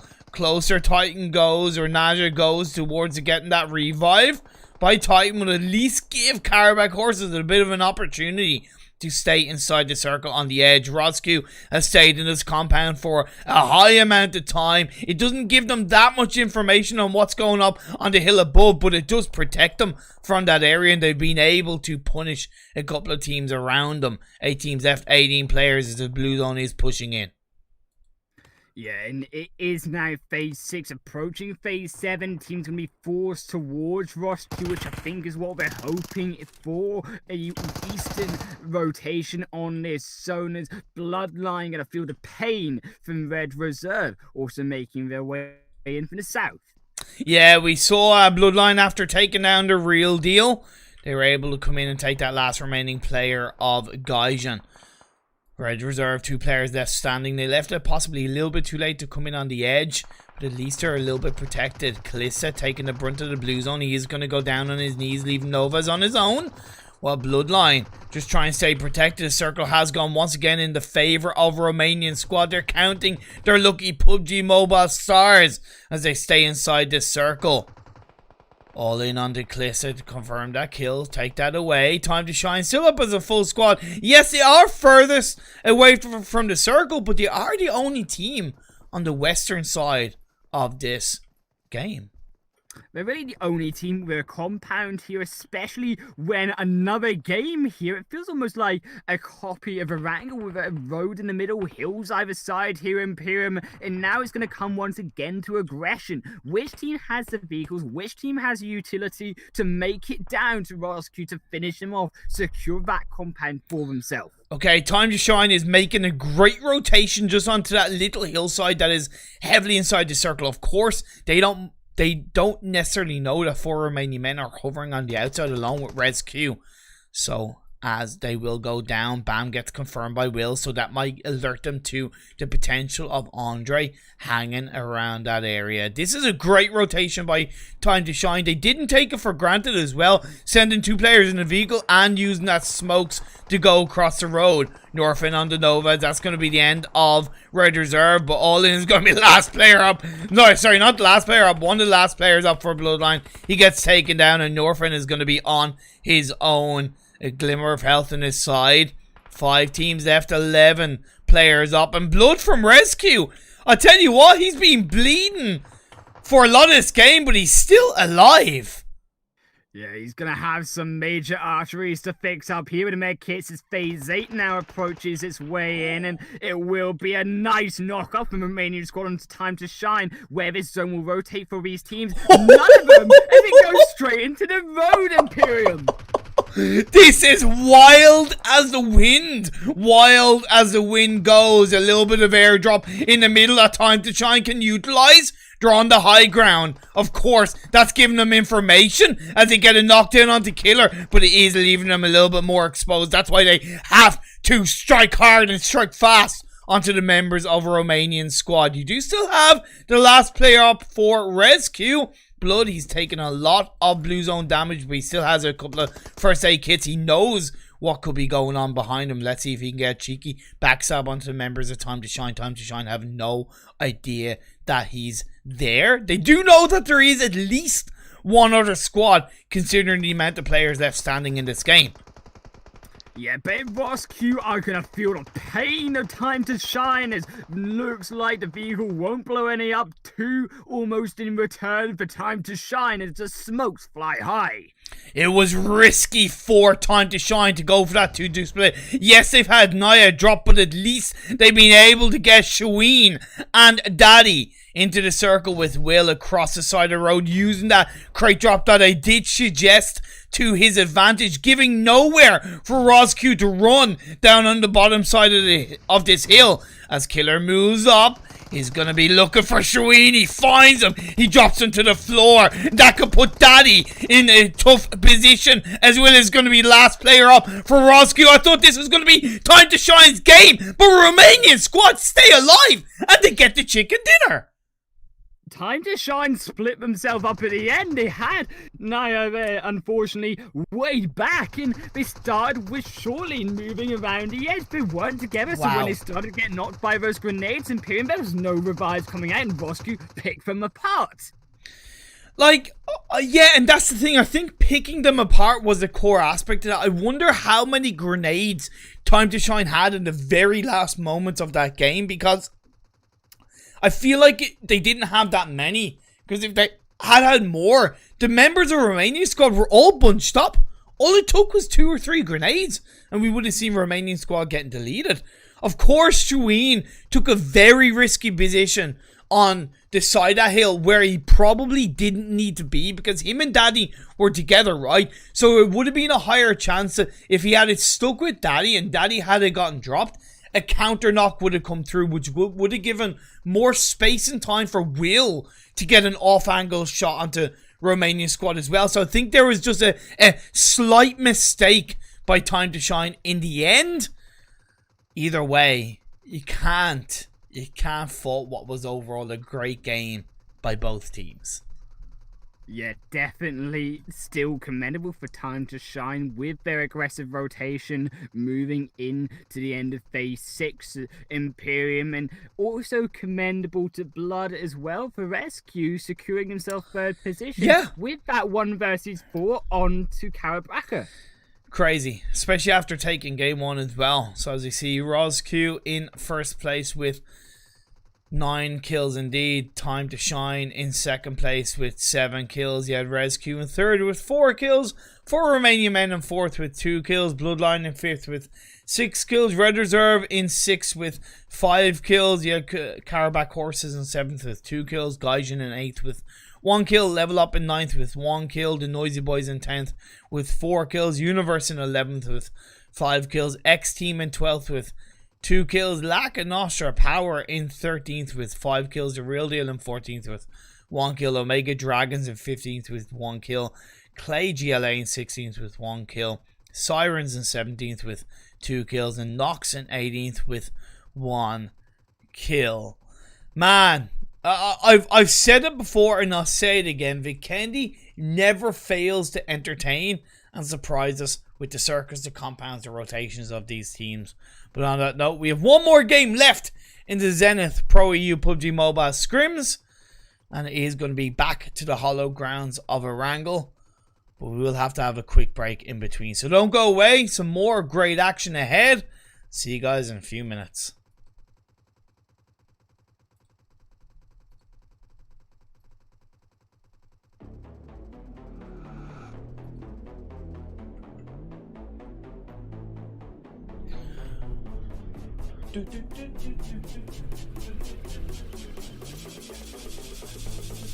By the way, it's called Elisio from that Canoster. He's called Elisio.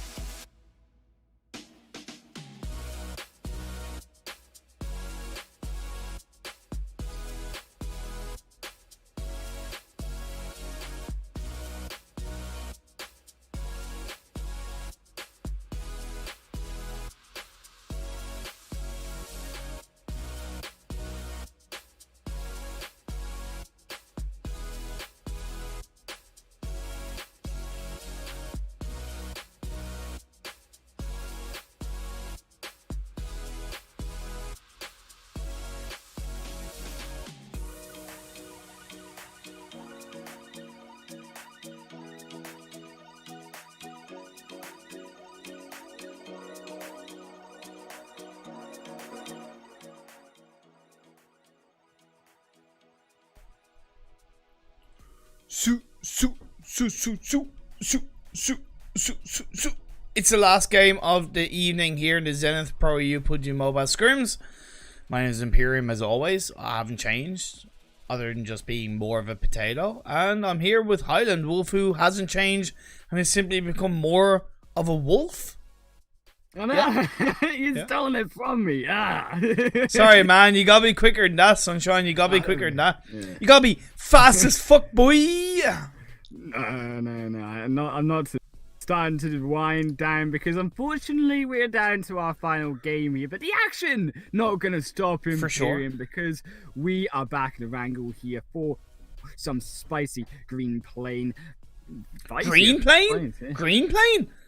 Mate, that plane doesn't look green to me. It looks pretty grey. No, I mean the map, the green plane of the map. Yeah. Okay, I'm gonna give you an F for that. Like it was a nice attempt, but really that was a terrible recovery. Just take us through the plane trajectory, my good friend HighlandWolf. Oh man, you're killing me sometimes. Sorry, man. Sometimes it just has to be done, man.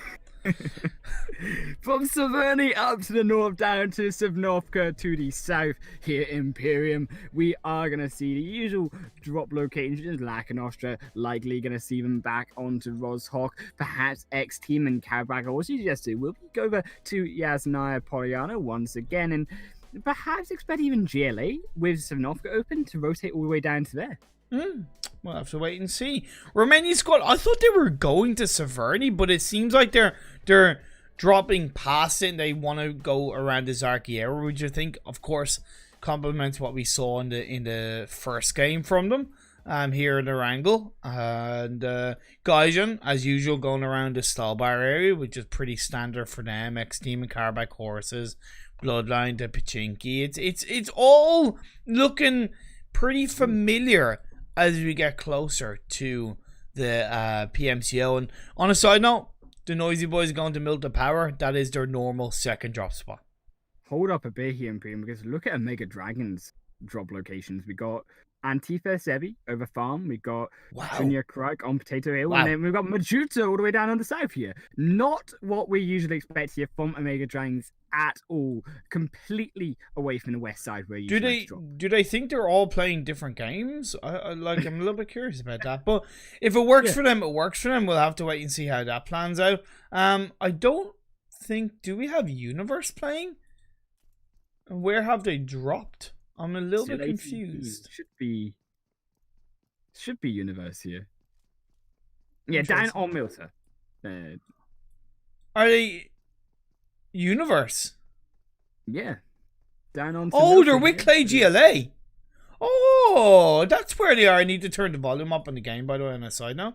Oh, that's unusual. They don't normally drop there.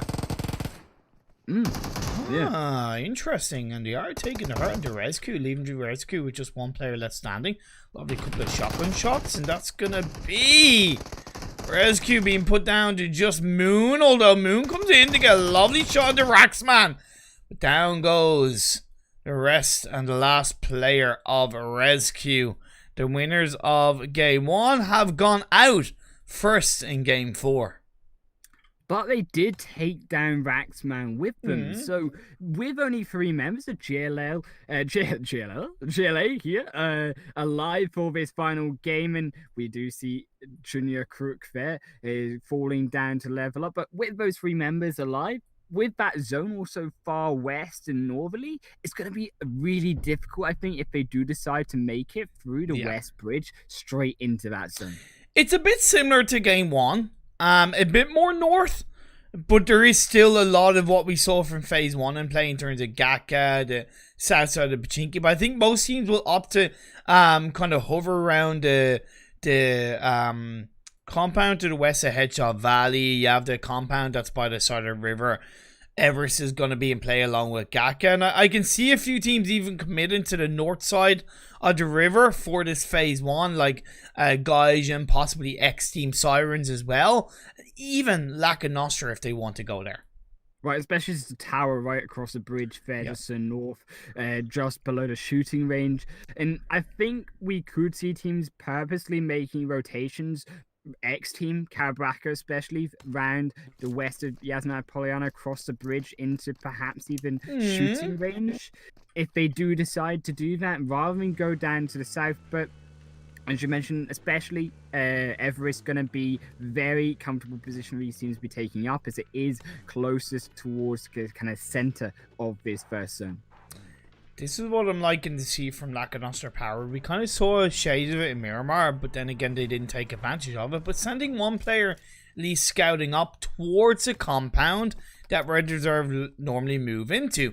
So they're trying to be a little bit predictive, doing a bit of scouting, and of course if they can hold on to that and have the full team move up there in the next minute or so, this could be very powerful for Lack of Nostra Power. Which is kind of ironic considering it's in their name. Yeah, Level Up also moving closer towards Cliffside of 4 Romanian men down just to the south of Pachinki here, so could see them try fight on a little bit of a skirmish versus the enemies here of 4 Romanian men, who are slightly split as well. Still Andrew and Dennis there on the south side, but BAM and WWS, they won't be able to help out in this fight at all. Ooh, Kendo shoots his way forward. Of course, he's on his own, so I wonder if that's going to go against him. Dennis, he's inside the side. He had an angle on towards Kendo, but he was nowhere heavily looking in his direction. Andre takes a little bit of damage. He's now going to hang around the side of the building. Lovely grenade being thrown out by Dennis. Will not connect as Kendo did reposition away. The ranks and Chris did follow suit, so the cavalry arrived, putting it into a 3v2. Andre is nowhere near Dennis, or Dennis is nowhere near Andre, so they're going to have to provide that back support on towards each other. Here come BAM and WWS, so they haven't finished them off fast enough. Now going to be a 4 versus 2. They have to contest with 2 members from behind. We'll have to see how that does play out as Dennis gets taken out with an M4, nicely placed. Of course, this could be the time for Level Up to strike, but you talked about the cavalry of BAM pushing on through. He was able to get a lovely knockdown onto the ranks, and Dennis is yet to be confirmed. Andre still around the side of the building, gonna confirm that kill, but in from the back line, he's able to close the door just in time.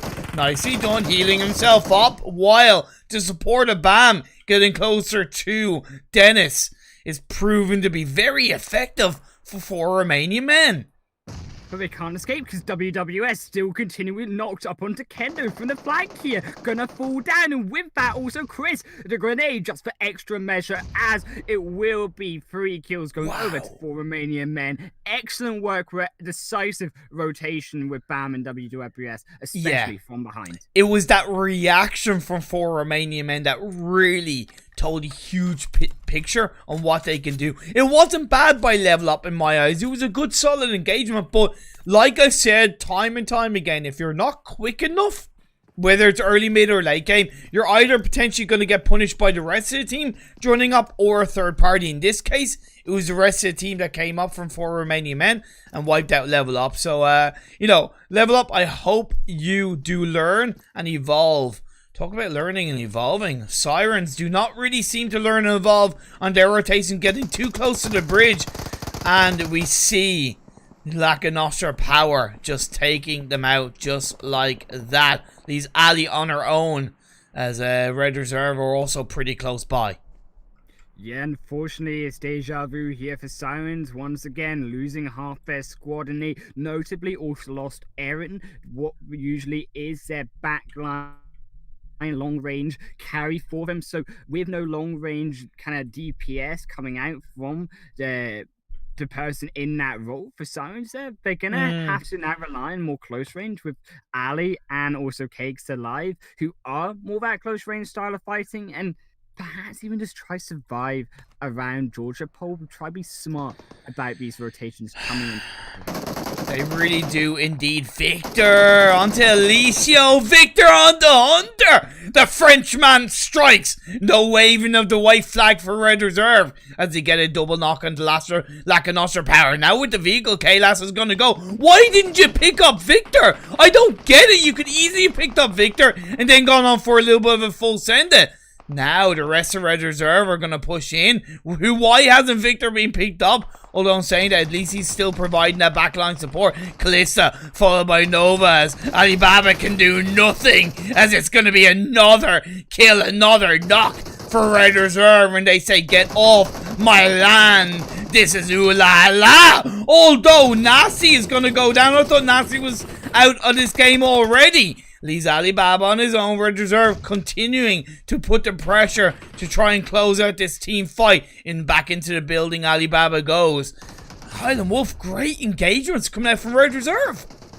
Yeah, and it was also Red Reserve that started that engagement onto Sirens as well earlier with that initial knock. So they've done so much work taking Sirens off, then taking Lack and Nostra down completely. Brilliant. And Red Reserve now up to 4 kills in total. Also controlling one of the most impactful locations. That zone has shifted up towards in their favor. Indeed it has, and I talked about a couple of teams maybe going on towards the Northwood River. It's going to be a little bit harder with the phase 2. Even though it went up north, there is still the majority of the south side in play. Romanian squad were already there, so they've moved down south, closer towards George.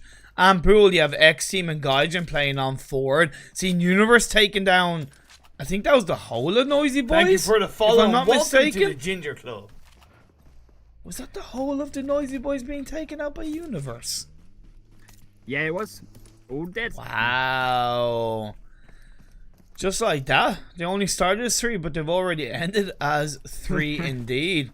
So Yeah, down in the early parts of this game as Kalissa is going to get dropped by Cakes. A little bit of revenge is always happily served sweetly, and Cakes being able to sweetly take down Kalista, surprising Red Reserve. And I think that was definitely a little bit poor, as X-Team were also going to come in and get a knockdown onto Novas.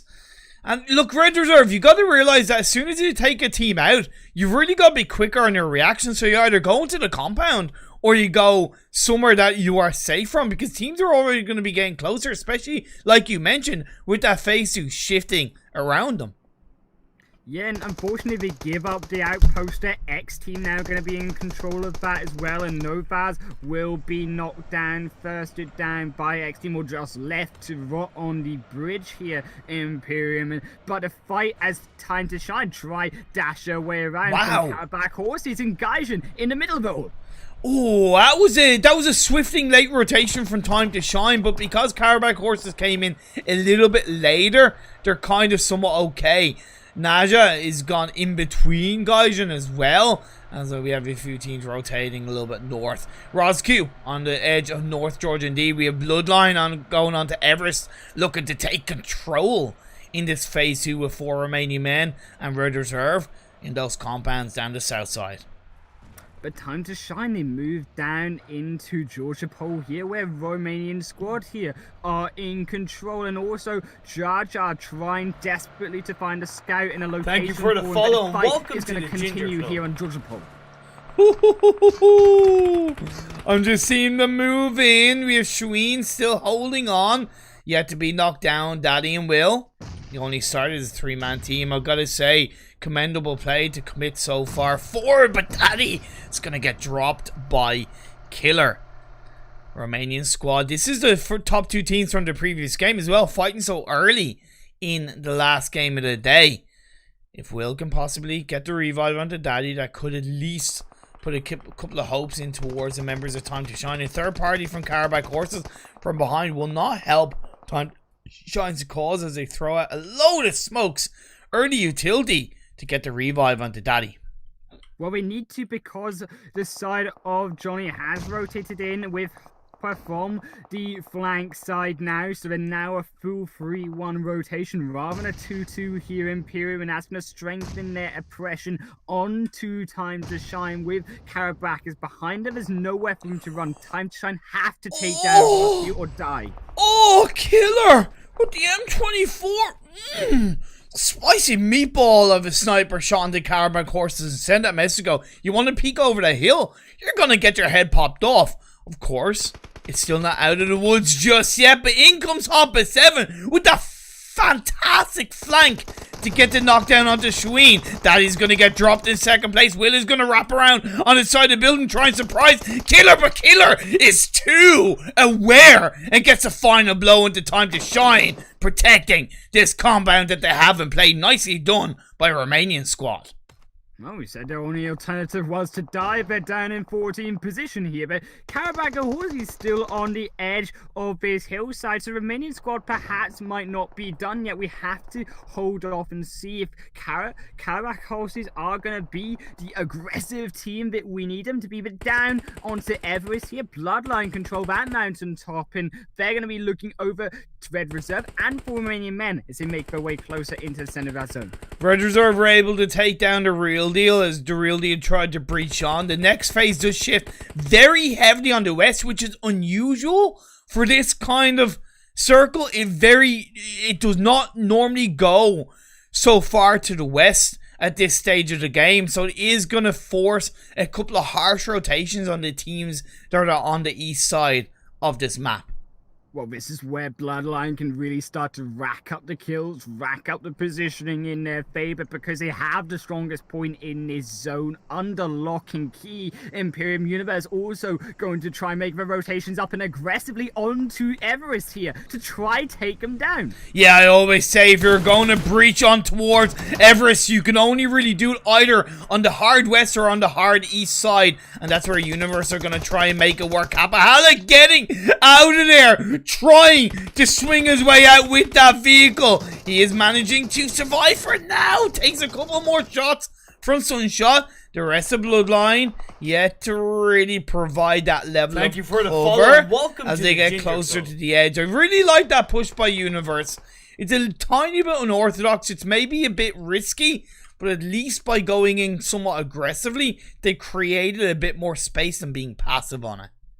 But Bloodline were 1-1-1-1 split here, all in that line. They couldn't immediately come to Kapahala's age, and I'm surprised that Kapahala even survived it. But because they did, because they even still have the vehicle in play, importantly, Imperium, they can rotate effectively back. Here's a 3-1 split here with Burian on the flank here at the high ground to try look over Universe, and now they control the entryway into zone once again. Red Reserve are doing a great job. They took down the Real Deal. They're on 7 kills so far. They're able to take down a member of Clay GLA. Victor is on fire in the last game of the day. I've always said that Victor is one of the most dangerous individual players in the PUBG Mobile EU scene right now. When he's on a tear, goddamn it, he's on a tear, punishing teams all around him. In this game especially, it's great to see him show up in the bright side of PUBG Mobile. But keep in mind, there's still only 2 players in Red Reserve. There's still 12 teams alive. We're only 17 minutes in here, Imperium, and that means that it's still time for Red Reserve, unfortunately, to be down on that leaderboard if they're not careful. And they do have to be careful here because there's a number of teams still in their way. GLA, 4 Romanian men, and Nox further ahead of that.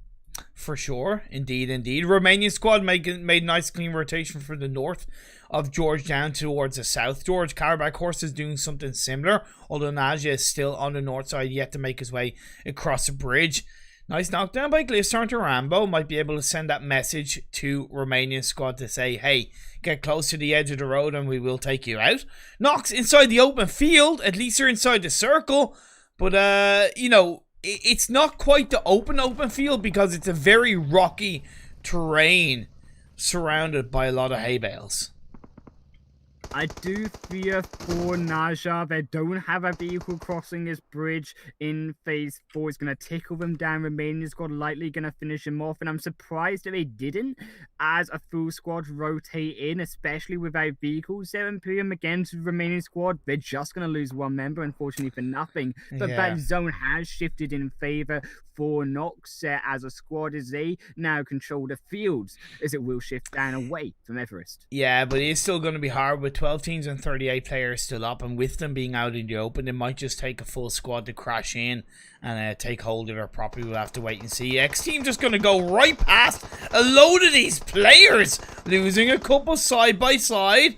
Decided Gaijin on the south side of the circle, just hovering on across the road to get into that compound, which is also gonna at least set them up a little bit okay. Red Reserve waiting to rotate while teams around them are gonna take each other out. That could prove to be very frictious for them as Universe choose to go against the fight of Bloodline and Everest and then wrap around the side. X team go down. I think that's going to be the end of nearly all of them with Zombie left standing.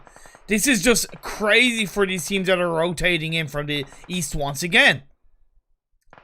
Yeah, this is the fields here. This is a very flat area for us to finish off. A very unusual area for us to finish off Imperium as well. And really only controlling terrain here. Sirens try finish off Romanian. Whoa! Fighting over him. Whoa! Cakes! Sirens, calm down. Oh, cakes, baby! Oh, layer upon layer upon layer. Gonna able to take down Romanian squad. Good job indeed. Her teammate does go down, but she is gonna survive as Bloodline move down from Everest on the northern side of the circle. She's gonna get right into that US and say, fuck this shit, I am out. And tries to get into a level of safety before she heals up. Nicely done by Cakes, keeping the hopes and dreams alive for Sirens in the last game of this scrims.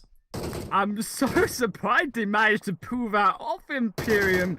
We've only 2 players alive. We talked about a close range is what they needed to, and by golly, they delivered. But Nox now against Universe. Nox against Universe, indeed. Universe pushed in on towards the hillside. Of course, they're still in the potential risk of getting third party by 4 Romanian men behind them, and maybe even Red Reserve on the high ground. Last player of X team also in danger of sniping them across along with Omega Dragon. So a lot of teams in the southern area of this circle.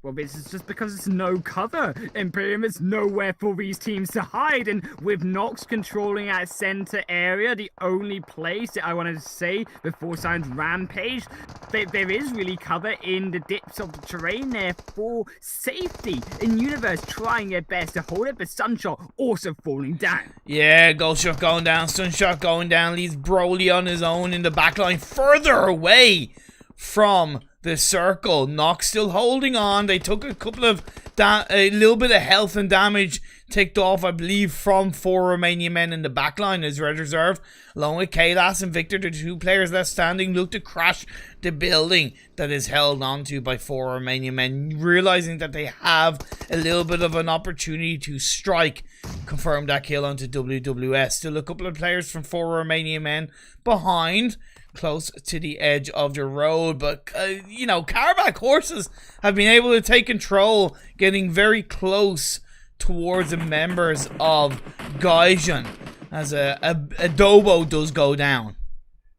You know, sometimes I really wonder just how every single game Karabakh horses are able to pull this off, Imperium, because time and time again they're now up against Gaijin and pulling down a Dobo as that scout, forcing Jay and Sedgwick away as well from the roadside and into the line of fire. They're clearly one of the most dynamic teams when it comes to rotations, but I think at times they could do with maybe being a little bit more aggressive with their position. Of course, we could talk about that more after this game ends. Nox gonna be pinched by the members of Gaijin closer towards the edge of the circle as Red Reserve make a sweeping push. It's gonna be very risky for them to hold on, but Victor is still inside this game after Kaylas went down. It comes to a point in these kind of games where you have to go for that wild push inside the circle, but by golly, he's done it indeed, throwing out a couple of smokes along the way. Talk about smoke, Smoker went down, Nox have been eliminated. Gaijin are still inside this game, and Karabakh horses control it with 6 teams left in this game. The hay bales and the haystacks are the only protection for these players because it shifts up into that field where Karabakh are currently standing. Bloodline, the only other team away into this zone. But GLA and also Red Reserve, Gaijin, they're so difficult of a decision here to make. Do you go in aggressive or do you hold back? Bloodline, hold on, because you got that little dip around the water tower which you can hold on to.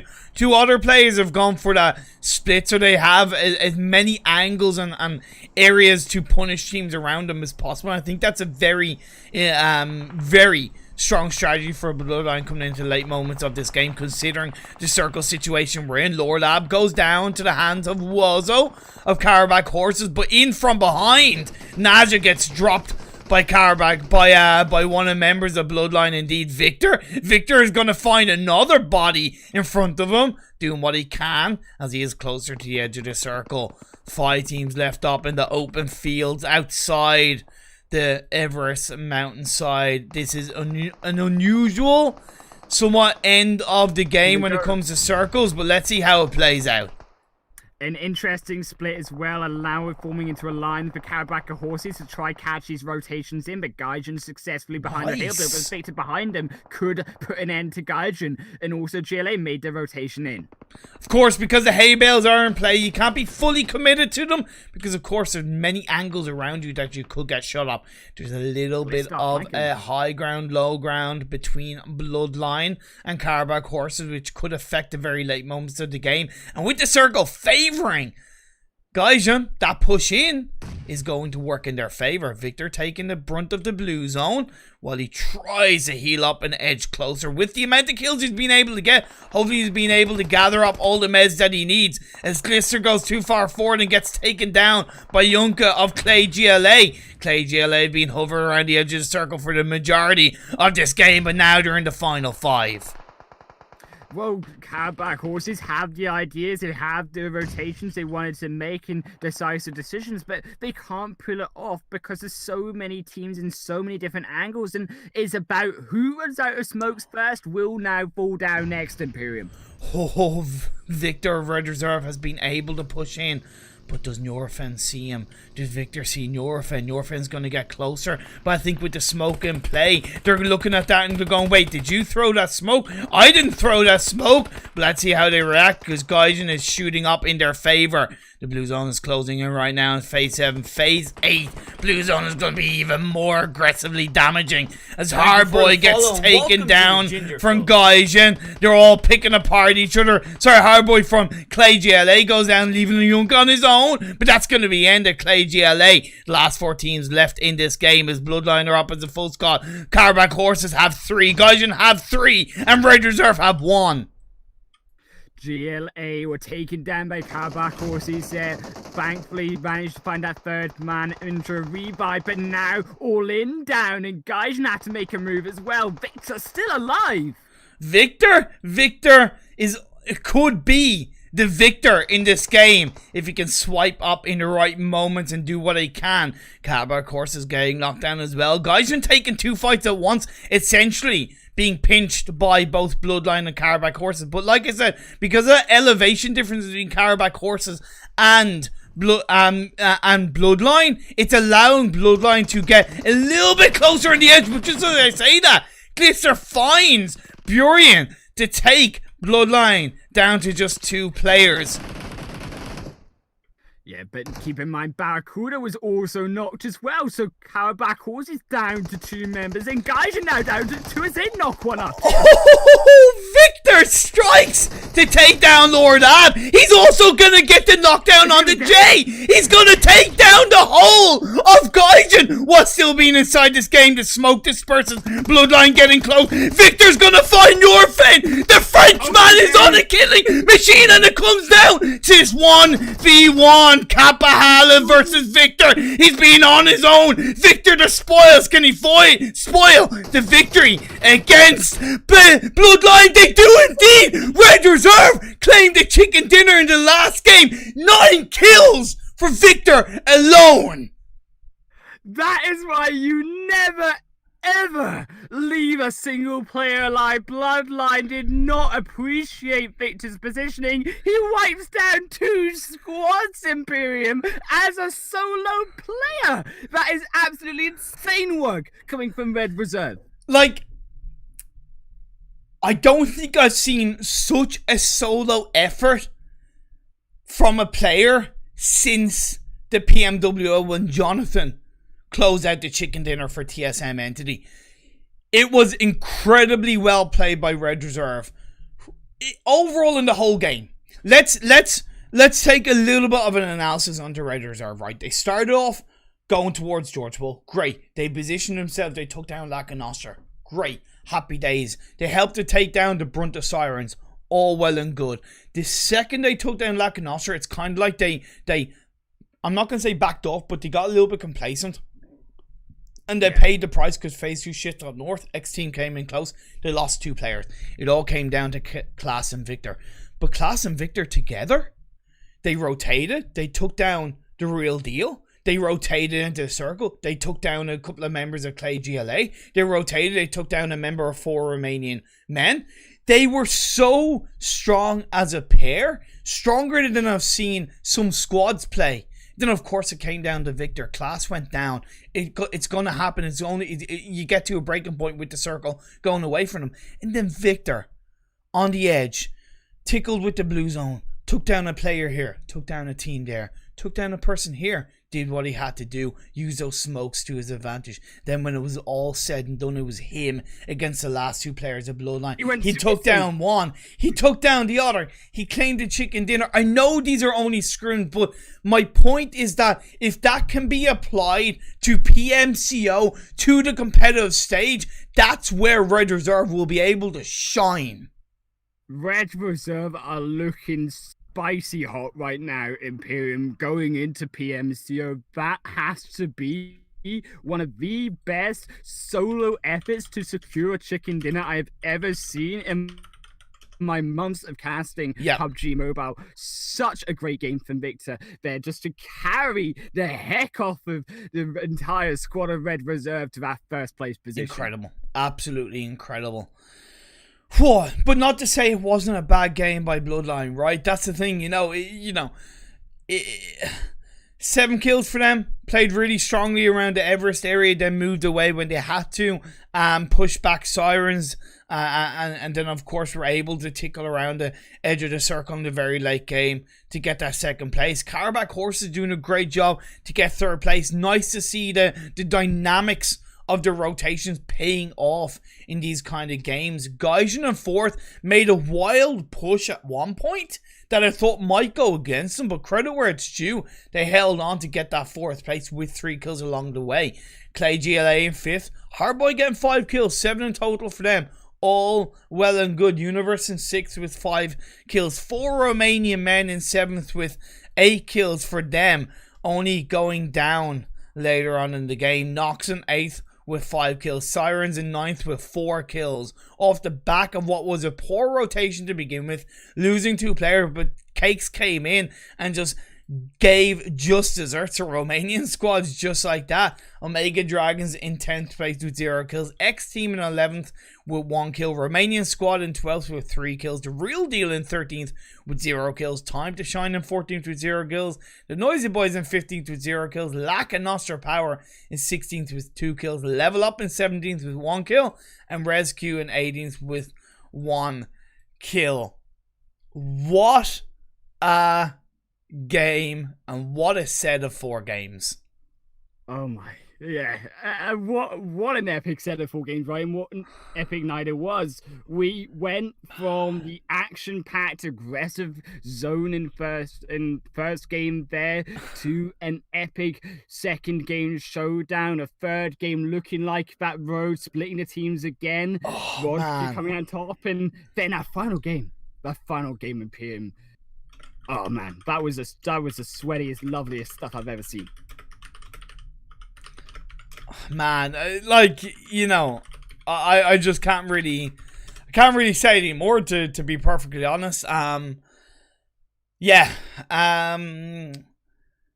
note, I think there's just no other way of ending it, to be honest. Thank you very much to everybody for tuning in. Thank you so much to everybody for the follows. Where can people find you, HighlandWolf? Just the usual on HighlandWolf or at HighlandWolf_ on Twitter.